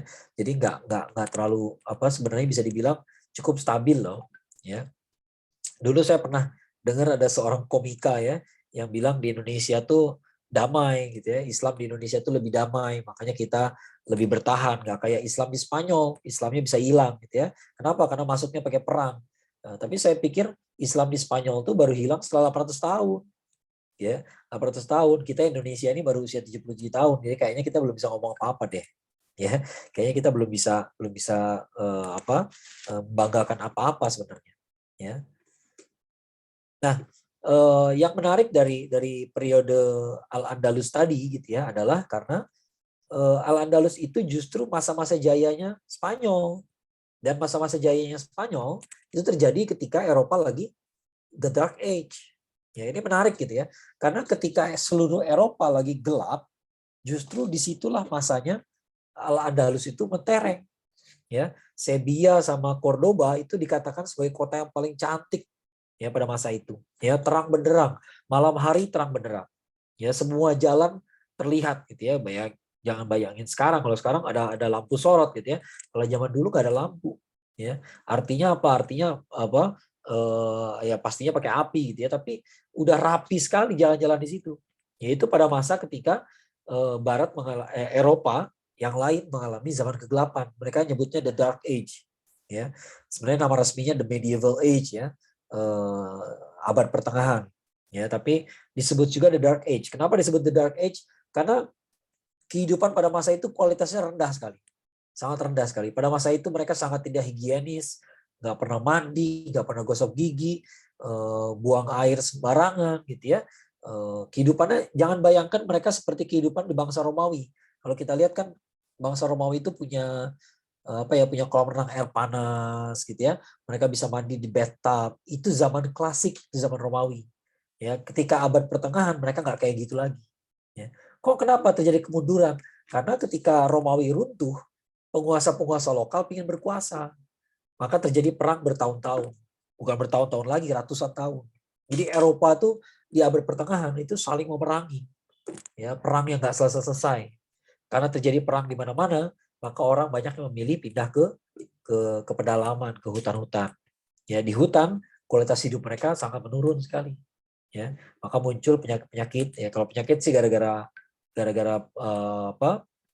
penyakit yang dibawa dari Asia dan Afrika ya, makanya terjadi fenomena wabah namanya Black Death ya. Nah, itu terjadi semua. Nah, justru Al-Andalus itu berjaya ketika masa itu. Jadi sangat kontras sekali gitu. Ya, sangat kontras sekali pada masa-masa itu. Nah, justru pada masa-masa itulah sains berkembang pesat di Al-Andalus. Sehingga kondisi terutama Cordoba sangat berlainan dengan wilayah Eropa lainnya. Perkembangan sains di Al-Andalus didukung oleh banyak faktor, mulai dari agama sampai penggunaan kertas. Apa hubungannya agama dengan sains? Ada hubungannya. Jadi ini kata-kata peneliti Barat sendiri gitu ya. Menurut Barat, semua peradaban sudah meneliti bintang. Tapi baru Islam yang memisahkan antara astronomi dengan astrologi. Astrologi itu apanya? Astrologi itu bagian tahayulnya. Ya, bagian tahayul bahwa bintangnya kalau begini berarti peruntungan kita kayak begini begitu ya, ramalan zodiak gitu ya. Nah, orang-orang Romawi juga udah pelajari bintang, tapi mereka kadang-kadang masih campur aduk gitu ya antara mitologinya sama perbintangannya ya. Nah, orang Islam yang pertama kali memisahkan antara astronomi dan astrologi. Kenapa? Karena masalah akidah ya. Kita yakin nasib kita nggak ada hubungannya sama bintang-bintang ya. Kemudian penggunaan kertas. Ya, kertas. Kenapa orang Islam kenal kertas? Karena dulu ibu kota kita di daerah Timur Tengah, di daerah Suriah ya, Saudi Arabia, di Irak gitu ya. Nah, itu tuh berbatasan dengan Cina. Ya, Cina yang pertama kali menemukan kertas. Ya, kok kertas signifikan banget sih? Emang dulu orang bikin nulis pakai apa? Dulu orang nulis pakai perkamen.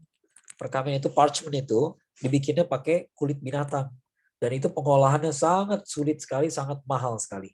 Ya, jadi zaman dulu itu satu buku ya tebel gitu ya. Nah, satu buku dibuat pakai perkamen itu harganya sama dengan tanah sekian hektar. Bayangin gitu ya. Maka nggak semua orang bisa punya buku. Ya. Nah, sementara peradaban Islam sudah membuat pakai kertas. Ya, karena kita udah belajar kertas dari orang Cina. Ya. Nah, oleh karena itu kertas itu murah sekali. Kertas sangat murah. Tapi kalau dari ketahanan, iya perkamen itu lebih canggih sih.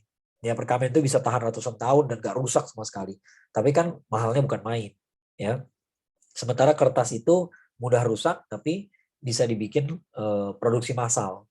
Ya. Nah, pada zamannya perpustakaan di Kurtuba menampung 500.000 jilid buku. Jumlah yang fantastis kalau dibandingkan dengan perpustakaan-perpustakaan lain di Eropa yang koleksinya hanya puluhan jilid saja. Jadi 500.000 dibanding puluhan jilid, ya jomplang banget.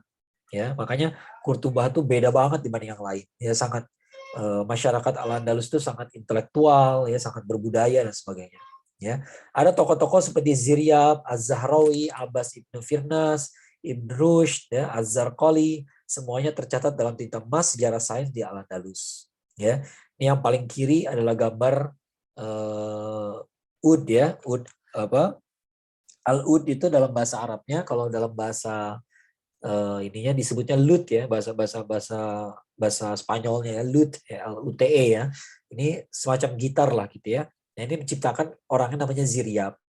Ya, Ziryab itu yang membawa apa ya, gaya hidup ya, gaya hidup termasuk seni ya ke Al-Andalus ya. Kemudian kita lihat patung yang orang terbang di bawah tuh ya, di kiri bawah ya, itu patungnya Abbas ibnu Firnas. Ini patungnya ada di Cordoba nih. Ya, di Cordoba tuh sekarang bukan hanya patung Abbas ibnu Firnas saja, tapi ada jembatannya. Jembatan Abbas ibnu Firnas. Siapa dia? Dia adalah orang yang pertama kali terbang. Ya, dia menciptakan alat ya, pesawat sederhana ya dengan sayap ya sehingga dia bisa terbang. Ya, cuman ya namanya juga percobaan ya. Jadi dia bisa terbang tapi nggak bisa mendarat. Ya, waktu itu dia belum paham bahwa untuk mendarat itu perlu ekor. Ya, maka dia sendiri yang nyoba terbang, loncat dari puncak benteng kalau nggak salah ya. Dia melayang-layang ya seperti elang ya. Lalu dia bisa arahkan kanan kiri gitu ya. Tapi begitu mendarat nggak mulus sama sekali. Ya, makanya begitu mendarat dia kecelakaan ya. Nah, tapi nggak meninggal ya. Setelah kecelakaan itu dia beralih ke bidang yang lain ya. Nah, bidang yang lainnya bidang apa? Bidang astronomi ya. Beliau bikin planetarium ya dan sebagainya ya.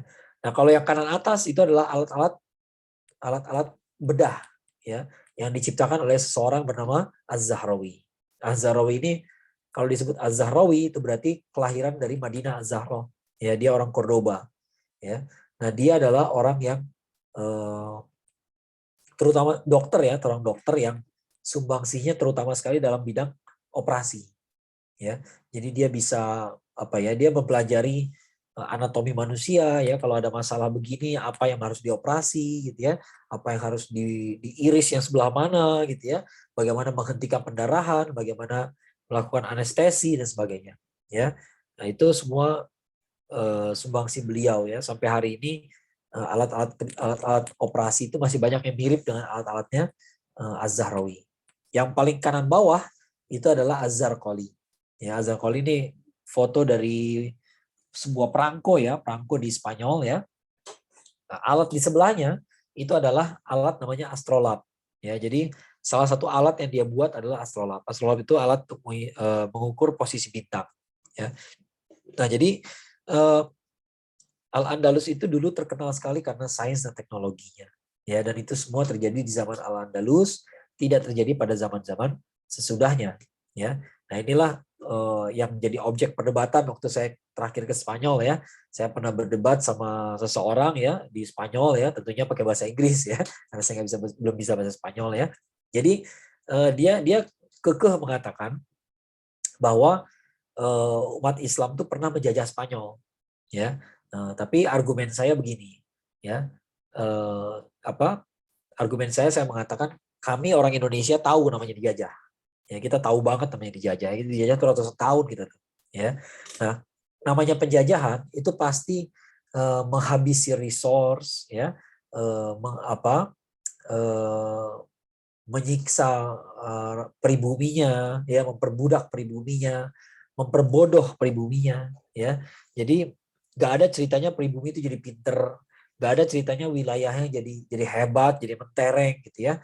Namanya penjajahan tuh begitu, ya. Sementara Spanyol itu menterengnya itu di zaman Al-Andalus, ya, dan tidak pernah diulang lagi. Ini ada sebuah ungkapan yang menarik sekali dari Washington Irving. Washington Irving itu seorang duta besar sebenarnya, duta besar Amerika Serikat, bukan buat Spanyol sebenarnya, tapi dia pernah melancong ke Spanyol. Ya, dia melancong ke Spanyol dari Sevilla, jalan ke Cordoba sampai ke Granada. Ya, nah terutama di Granada, ya, sebenarnya dia di perjalanan itu semuanya dia kumpulkan cerita, ya, tapi dia terutama fokus pada cerita di sekitar Alhambra. Ya, makanya judul bukunya adalah Tales of Alhambra.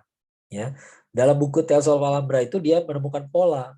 Ternyata di orang Spanyol itu setiap kampung punya, hampir setiap kampung lah ya, punya cerita legenda tentang harta karunnya orang-orang Moor.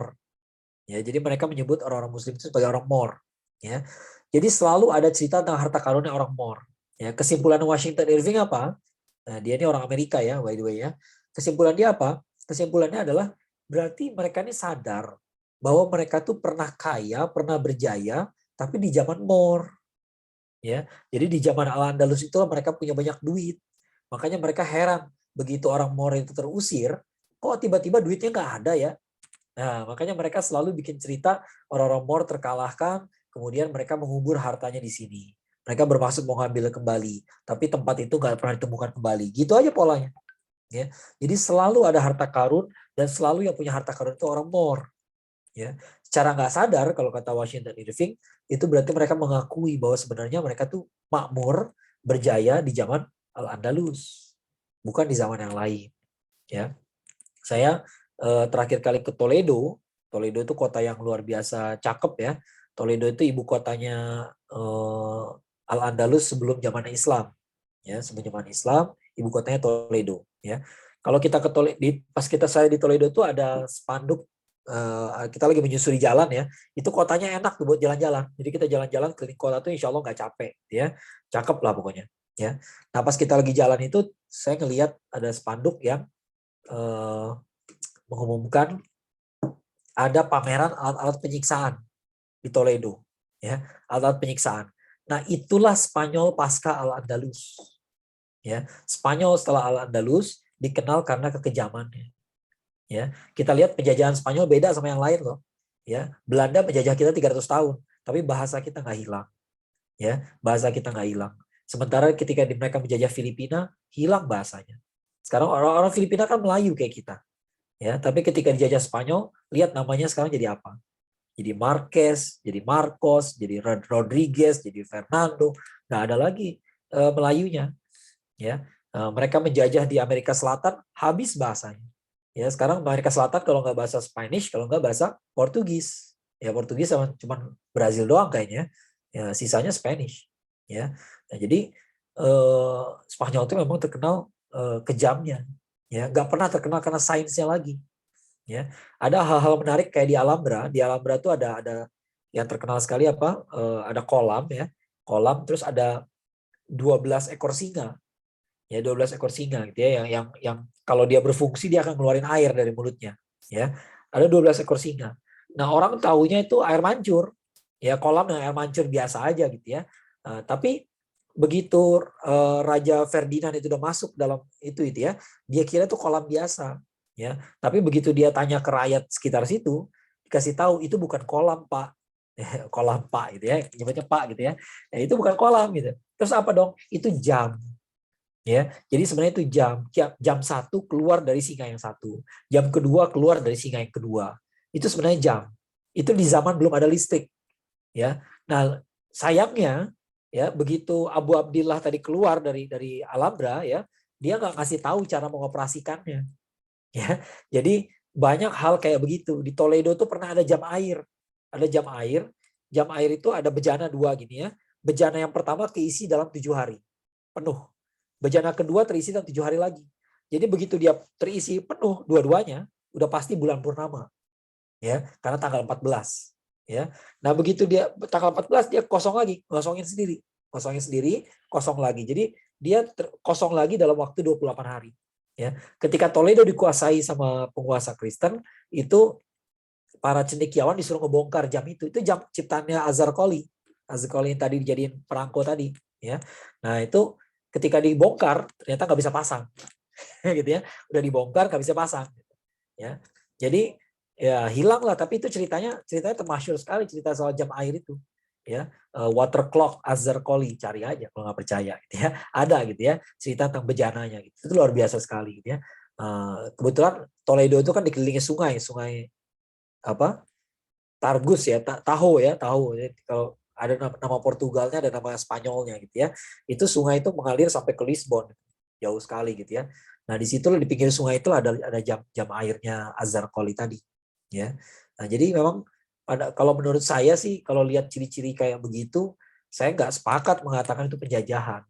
Penjajahan nggak ada yang bikin makmur, ya. Di mana penjajahan itu bikin nestapa gitu ya, bikin menderita, gitu, ya. Dan kita bangsa Indonesia tahu banget lah namanya penjajahan seperti apa, ya. Nah, Al-Andalus tidak demikian. Ya, bahwa ada ketidakadilan, ada nggak penguasa yang zalim? Ada aja, ya, ada aja kan, nggak otomatis dia kalau Muslim berarti dia orang baik, nggak otomatis, ya, nggak otomatis juga ya. Ya sama di mana-mana kita akan temukan contoh yang kayak gitu, ya. Jadi itulah cerita sejarah Andalus. Nah, kalau cerita selain bangunan-bangunan yang kalau tersisa gitu ya, kalau kenapa saya bilang tadi harus ke Sevilla, Cordoba, Granada. Kalau Cordoba, Granada udah jelas ya, di Cordoba ada Masjid Cordoba, itu wajib banget kita ke situ. Kalau ngajak saya, nah kalau ngajak saya ada plusnya gitu ya. Kenapa? Saya bisa kasih lihat. Jadi ketika masjid itu dikuasai sama Kristen, sama orang Kristen ya, itu di setiap tiang itu sebenarnya ada kalimat la ilaha illallah Muhammad Rasulullah, ya. Dan semua itu dihapus, ya, dihancurin semua. Ya, yang menariknya setelah ratusan tahun mereka baru sadar ternyata ada satu tiang yang nggak terhapus. Nah, gitu ya. Kalau ngajak saya ke Spanyol saya kasih lihat tiang yang mana gitu ya. Ya saya udah tahu tiangnya, udah ada hafal posisinya gitu ya. Nah, dekat pintu keluar. Dekat pintu keluar ya. Ratusan tahun mereka nggak ngeh bahwa ada. Mas, jadi sampai sekarang masih ada tulisannya. La ilaha illallah Muhammad Rasulullah. Ya, sampai masih tersisa sampai sekarang ya. Dan orang Spanyol walaupun itu udah jadi katedral, tapi orang Spanyol masih menyebutnya dengan Mezquita de Cordoba. Ya, nama resminya sih udah ada katedralnya, tapi tetap aja orang nyebutnya Mezquita de Cordoba. Ya, nah, Cordoba jelas. Kalau Granada ada Alhambra, ya rugi banget kalau nggak Alhambra. Alhambra tuh di atas bukit, ya di bukit sebelahnya itu adalah kota tuanya, namanya kota Albaicín. Nah, di Albaicín itu ada Mezquita Mayor de Granada, Masjid Agung Granada. Ya, Masjid Agung Granada jangan bayangin kayak di Indonesia. Di Indonesia Masjid Agung gede banget, ya. Di sana Masjid Agungnya segede musola di kampus lah. Nah, itu udah Masjid Agung tuh, ya di Granada gitu ya. Nah, kalau kita tahu tempatnya gitu ya, kalau kita di Albaicín itu biasanya orang ngelihat Alhambra gratisan, ya ngelihat gratisan gitu ya, lihat dari jauh gitu ya, itu biasanya di sebuah taman. Saya lupa nama tamannya apa gitu ya, di Albaicín gitu ya. Di situ kalau kita ke situ, ya kalau Muslim pasti nggak betah deh. Ya, kalau Muslim yang baik pasti nggak betah. Kenapa? Ada yang mabok, ada yang pacaran gitu ya, bajunya macam-macam segala macam ya gitu ya. Tapi kalau kita ngelewatin satu bangunan aja, ngelewatin dari situ, kita akan menemukan Mezquita Mayor de Granada. Ya, nah mendingan di situ. Nah kalau di situ kita bisa lihatin Alhambra sampai kenyang. Ya, jadi dari halamannya Mezquita Mayor de Granada itu bisa ngeliatin Alhambra dengan enak sekali. Ya, kalau di Sevilla itu kita bisa ketemu katedral. Ada katedral sekarang di Sevilla. Sevilla itu Sevilla ya. Sevilla itu apa? Ya kalau di sana V dibacanya B double L jadi ya tasydid ya. Sevilla bacanya. Nah, di situ ada katedral, tapi menaranya aslinya menara masjid. Ya, ini sebagai penutup aja ya. Sebagai penutup. Biasanya saya kalau di Maroko salah satu ukuran kesuksesan menurut saya gitu ya adalah, kalau ini jadi saya kasih bocoran gitu ya. Kalau di Maroko tuh saya kasih lihat, orang Maroko tuh punya ciri khas kalau namanya masjid. Mereka tuh menara tuh nggak bulat, nggak lurus ke atas, tapi kotak dan simetris. Ya, kotak ukurannya sama, 3 tingkat ke atas. Nah, itu ciri khasnya masjidnya orang Maroko. Ya. Nah begitu sampai Sevilla, lihat katedralnya, saya langsung ngasih kuis ke para jemaah gitu ya, cari bangunan yang aslinya masjid. Gitu ya. Kalau dia teliti dia akan melihat walaupun udah dikasih patung Bunda Maria dan sebagainya gitu ya, dikasih lonceng di atasnya, tapi orang kalau dia edukasi dengan baik di Maroko, dia pasti tahu bahwa itu adalah menara masjid. Ya, itu aslinya menara masjid. Bentuknya persis bentuk Maroko, gitu ya. Bentuknya seperti itu. Dan itu salah satu masjid yang sangat spesial sekali. Ya, Masjid Jami di Sevilla itu. Kenapa spesial?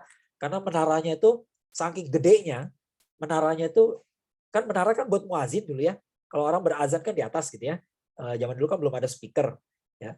Kalau dulu tuh muazin tuh naik ke atas pakai tangga. Nah kalau yang ini enggak. Kalau yang ini tuh di dalam tuh ada jalan. Ada jalan terus muazin naik ke atas itu naik kuda. Ya jadi pakai kuda naik ke atas. Ya saking gedenya gitu. Ya jadi kayak rem kayak apa?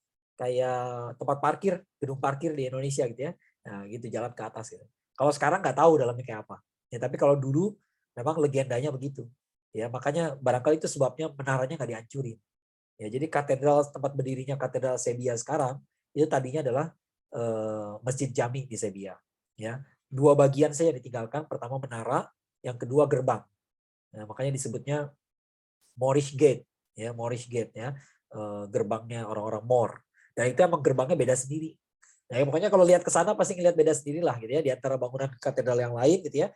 Ini kok bagian yang ini kayak nggak nyambung gitu. Nah itulah memang peninggalan dari masjid Sevilla tadi, ya Masjid Jami gitu ya, Masjid Jami Sevilla.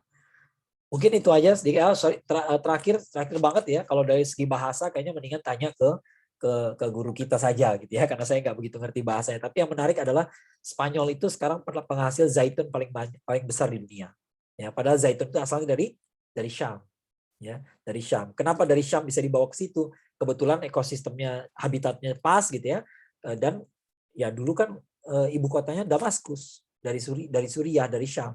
Ya, jadi zaitun itu dibawa. Kalau teman-teman berangkat dari Cordoba ke Granada, itu 1,5 jam lebih perjalanan, isinya bukit-bukit zaitun semua. Ya, bukit-bukit zaitun semua. Ya, luar biasa sekali, zaitun banyak sekali. Dan mereka nyebut zaitun itu zaitun.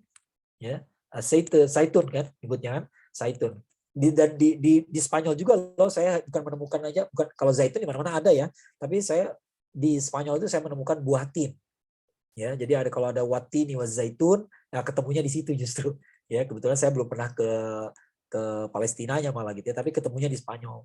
Ya. Nah, di situ jadi banyak kata-kata dalam bahasa Spanyol itu memang berasal dari bahasa Arab. Ya, istananya namanya Alcázar, nah itu Alcócer. Memang artinya istana. Ya, Alhambra jelas. Pokoknya depannya al itu udah pasti alif lam tadinya. Ya kita aja belum ketemu gitu ya. Nah, tapi kalau soal kata-kata mendingan tanya ke yang lebih ahli aja gitu ya.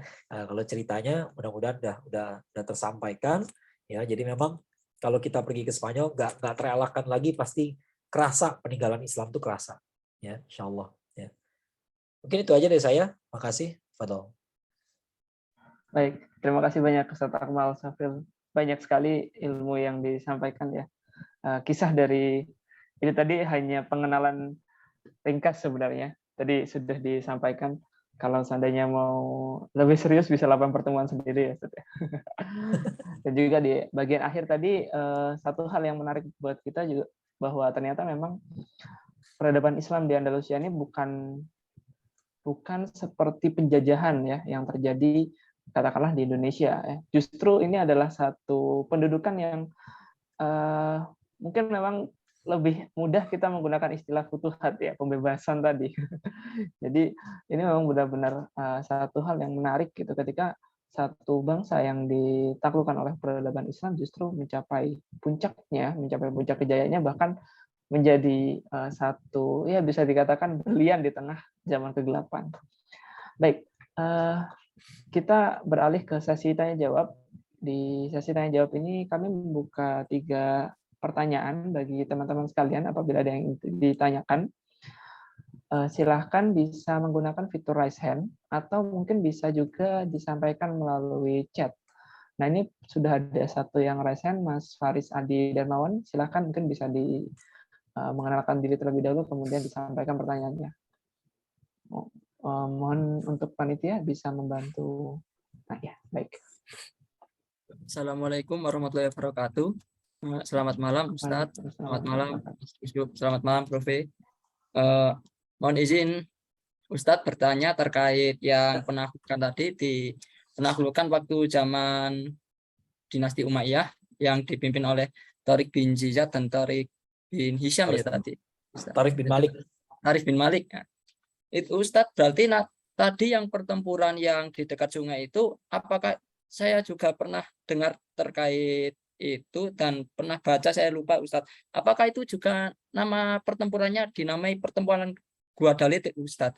Soalnya itu juga di seberang sungai juga Ustadz, dan itu kalau tidak salah itu pasukan Tariq bin Ziyad itu jumlahnya cuma belasan ribu tapi melawan pasukan Rodrigo ya tadi Ustadz. Itu sekitar hampir 100 ribuan ya Ustadz, atau berapa itu? Itu Ustadz, apakah itu pertempuran Guadalete Ustadz itu yang dimaksud? Terus persis itu yang, jadi langsung dijawab aja ya. Rio Barbate tadi emang pertempuran Battle of Guadalete. Ya, saya juga nggak ngerti ceritanya gimana, itu kayaknya nama daerah yang itu juga gitu. Ya itu juga, jadi kayak bilang Bandung sama Kota Kembang gitu. Nah gitu juga sebenarnya daerah gitu itu ya. Memang disebutnya Rio Barbate atau Guadalete juga. Ada juga yang menyebut nama daerah, nama apa namanya, nama danaunya Lahanda ya kalau nggak salah namanya ya, dan tulisannya Janda gitu ya, Handa gitu. Jadi memang di daerah situ memang pokoknya, tapi kita nggak tahu persis lokasinya di mana ya. Yang pasti memang disebutnya di pinggir sungai.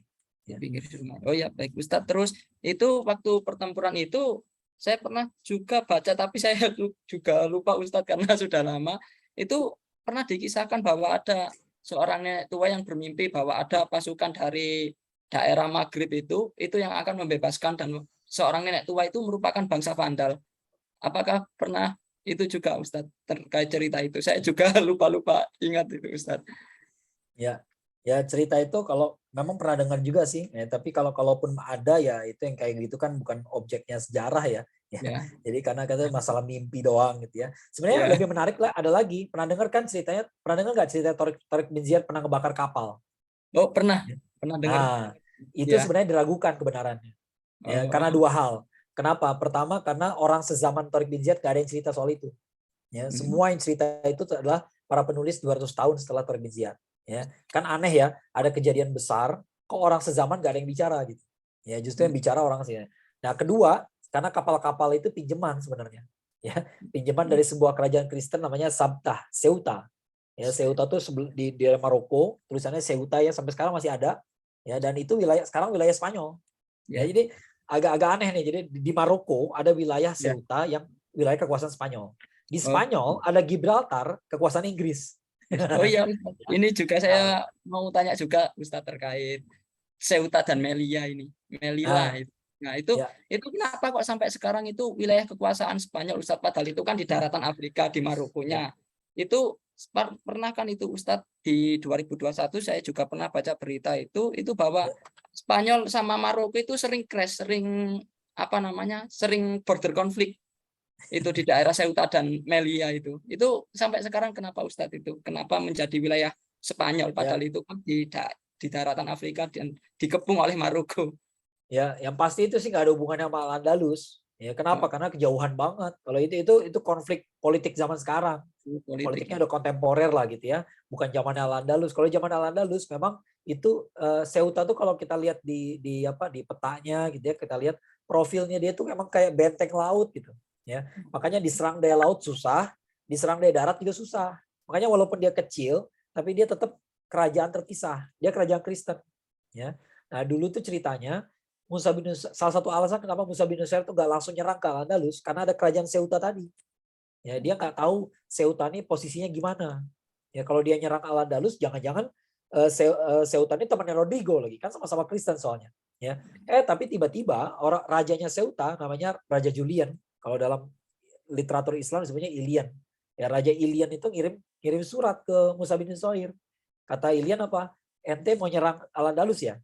Saya mau ikutan. Ya, gitu ya. Jadi ternyata dia musuhan sama Rodrigo. Ya, ada legendanya katanya anak putrinya diperkosa sama Rodrigo.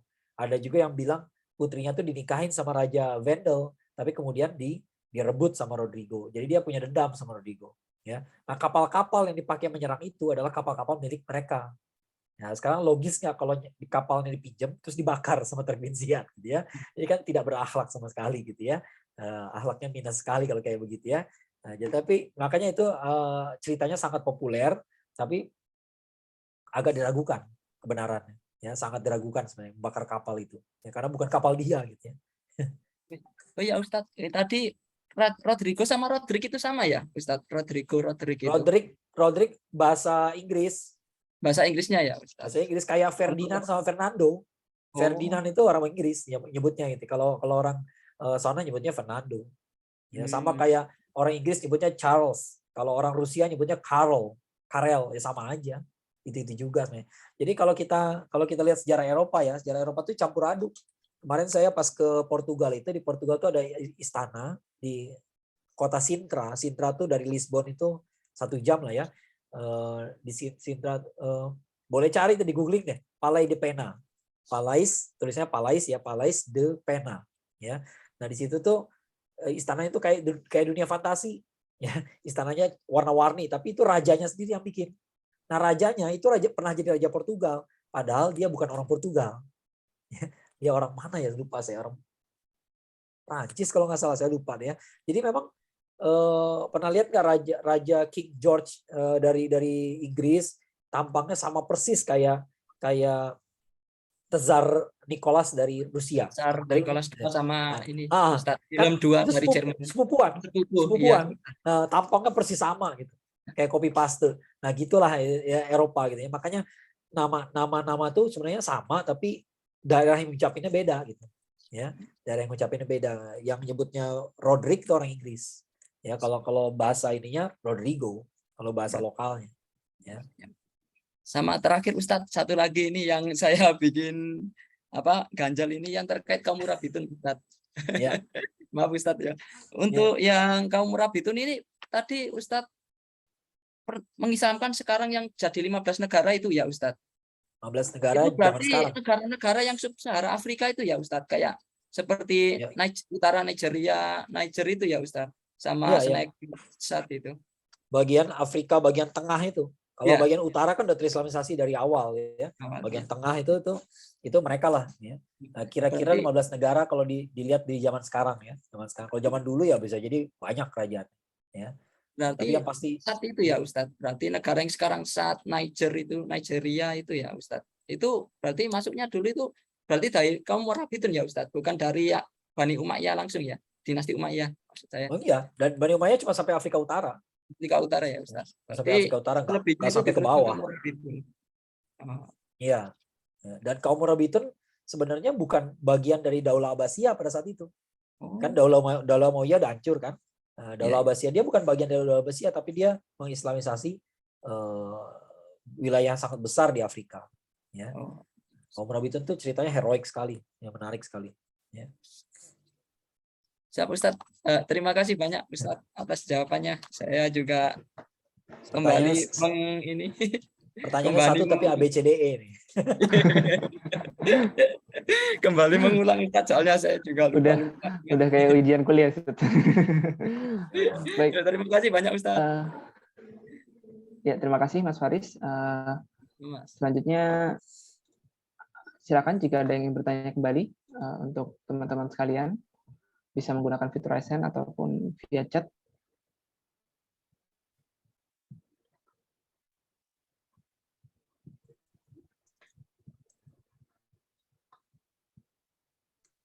Saya mungkin mau tanya, Ustaz. Karena belum ada, jadi saya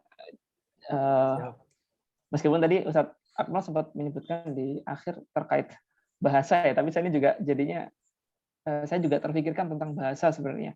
Di masa Andalusia itu sebenarnya apakah bahasa yang digunakan itu memang sudah bahasa Spanyol atau dia bahasa Arab? Mengingat kalau setahu saya kitab-kitab yang dihasilkan pun ya rata-rata bahasa Arab gitu. Apakah itu juga komunikasi bahasa yang digunakan komunikasi sehari-hari itu bahasa Arab juga atau memang punya bahasa Spanyol sendiri? Ya, yang saya tahu memang bahasa internasional itu bahasa Arab. Ya, jadi bahasa yang dipakai untuk di di sekolah-sekolah ya, di akademisi gitu ya, memang bahasa Arab ya. Tapi kalau bahasa sehari-hari bisa jadi mencampur-campur dengan bahasanya orang Vandal gitu ya. Cuman yang pasti karena semua orang belajar bahasa Arab ya, jadi Cordoba itu kan isinya yang belajar di situ pangeran-pangeran dari Eropa juga pada belajar di situ ya. Bukan cuma orang Islam doang ya, di situ yang belajar tuh orang-orang beragama Nasrani, Yahudi juga banyak belajar di situ ya. Nah, semua belajar di situ tapi harus bahasa Arab ya. Jadi bahasa Arab itu semua bisa. Oleh karena itu bahasa Spanyol yang kita kenal sekarang ya, mau nggak mau pasti ada bekas-bekas bahasa Arabnya. Ya, ada bekas-bekasnya, ada tersisa-sisa sedikit-sedikit gitu ya. Di bahasa Portugal juga ada ya. Ada juga. Jadi ya pasti sebelum Islam masuk mereka udah punya bahasa ya. Mereka udah punya bahasa sendiri. Begitu Islam masuk, bahasa resmi itu bahasa Arab. Bahasa resmi. Tapi masalah di jalan-jalan ya kayak kita sekarang ini aja lah, bahasa Indonesia bahasa resmi kita gitu kan. Tapi kalau udah di warung-warung ya bahasa masing-masing aja ya. Bahasa yang kita nggak ngerti sama sekali nggak apa-apa, bahasa daerah gitu ya. Nah, tapi bagaimanapun karena 800 tahun ya, maka membekas gitu ya, bekasnya kelihatan jelas ya dalam bahasa.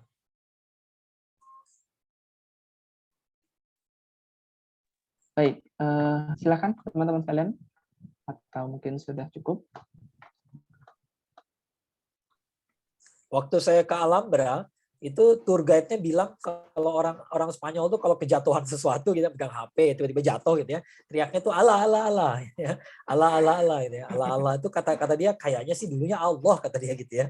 Kayaknya dulunya Allah. Itu yang ngomong tour guide-nya. Dan tour guide-nya itu namanya Gitu. Sole ya, namanya Maria apa Sole ya. Kalau Maria di Spanyol kayak Siti, banyak banget yang namanya Siti gitu ya. Jadi biasanya nama belakang nama tengahnya ya. Dulu kita manggilnya Sole. Ya Sole bilang kayak begitu ya. Kalau menurut saya, karena dia perkiraan dia sendiri gitu ya. Kayaknya sih kalau orang Spanyol kejatuhan sesuatu gitu ya, namanya Allah Allah Allah gitu ya. Kayaknya dulunya Allah tuh katanya. Ya dia sendiri yang ngomong, saya nggak tahu juga gitu ya. Kayaknya begitu. Ya, baik.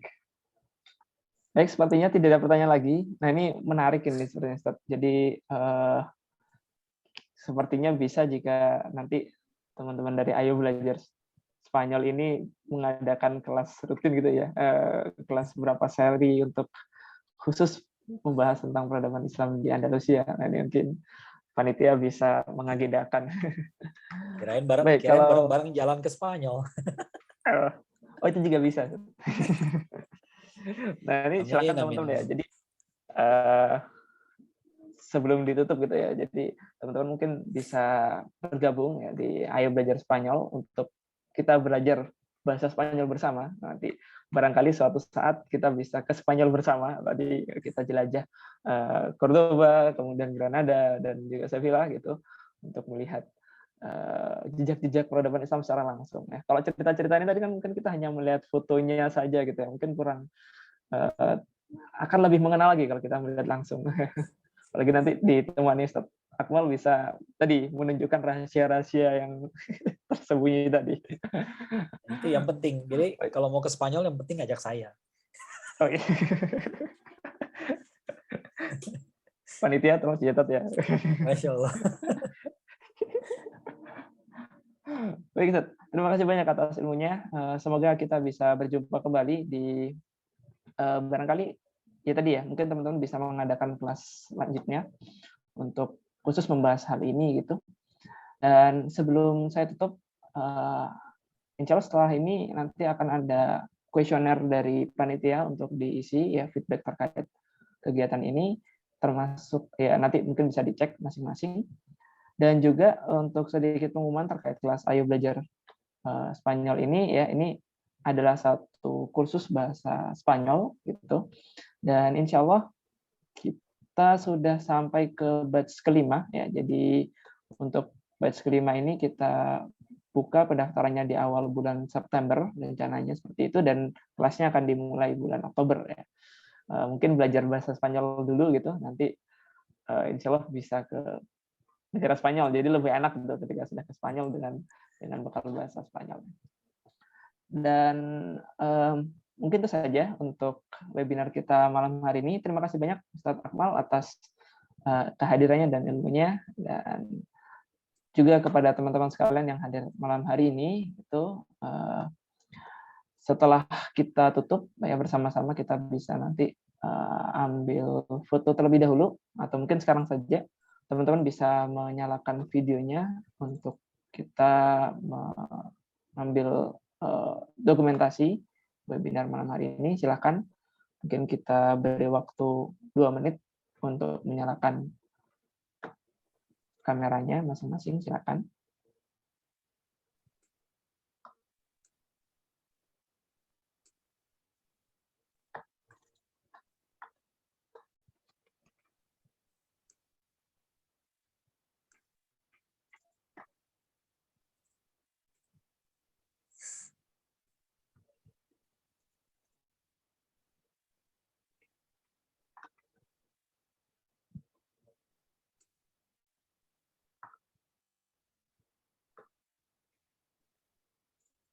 Oke.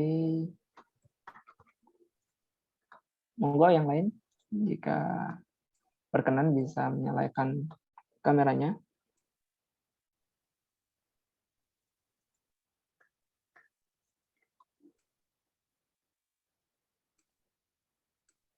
Nah, kita tunggu sampai 9:09.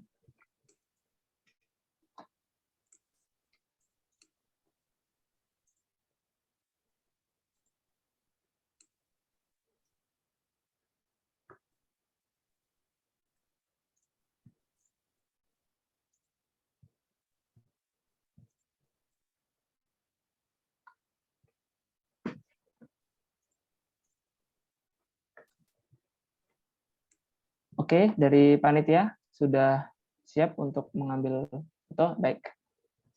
Ya, silakan lihat kamera. 1, 2, 3. Oke, mungkin 1 kali lagi. Mana, panitia? Bisa 1 kali lagi? Baik. 1, 2, 3. Oke, terima kasih banyak. Sekali lagi kami mengucapkan terima kasih banyak atas kehadiran teman-teman sekalian, utamanya juga Ustadz Akmal atas sharingnya. Ya, semoga kita bisa bersama-sama belajar bahasa Spanyol gitu ya. Dan tidak hanya itu, juga semoga kita semua bisa bersama-sama ke Spanyol secara langsung untuk melihat tadi jejak-jejak peradaban Islam yang telah di spoiler oleh Ustadz Akmal. Baik, sesi ini juga mengakhiri webinar kita pada malam hari ini, sehingga kita tutup bersama-sama dengan doa kafaratul majelis. Subhanakallahumma wa bihamdika asyhadu an la ilaha illa anta astaghfiruka wa atubu ilaik. Saya mewakili panitia yang bertugas mengucapkan mohon maaf yang sebesar-besarnya apabila ada yang kurang dari webinar pada malam hari ini. Kita akhiri. Wabillahi taufiq wal hidayah. Wassalamualaikum warahmatullahi wabarakatuh. Waalaikumsalam.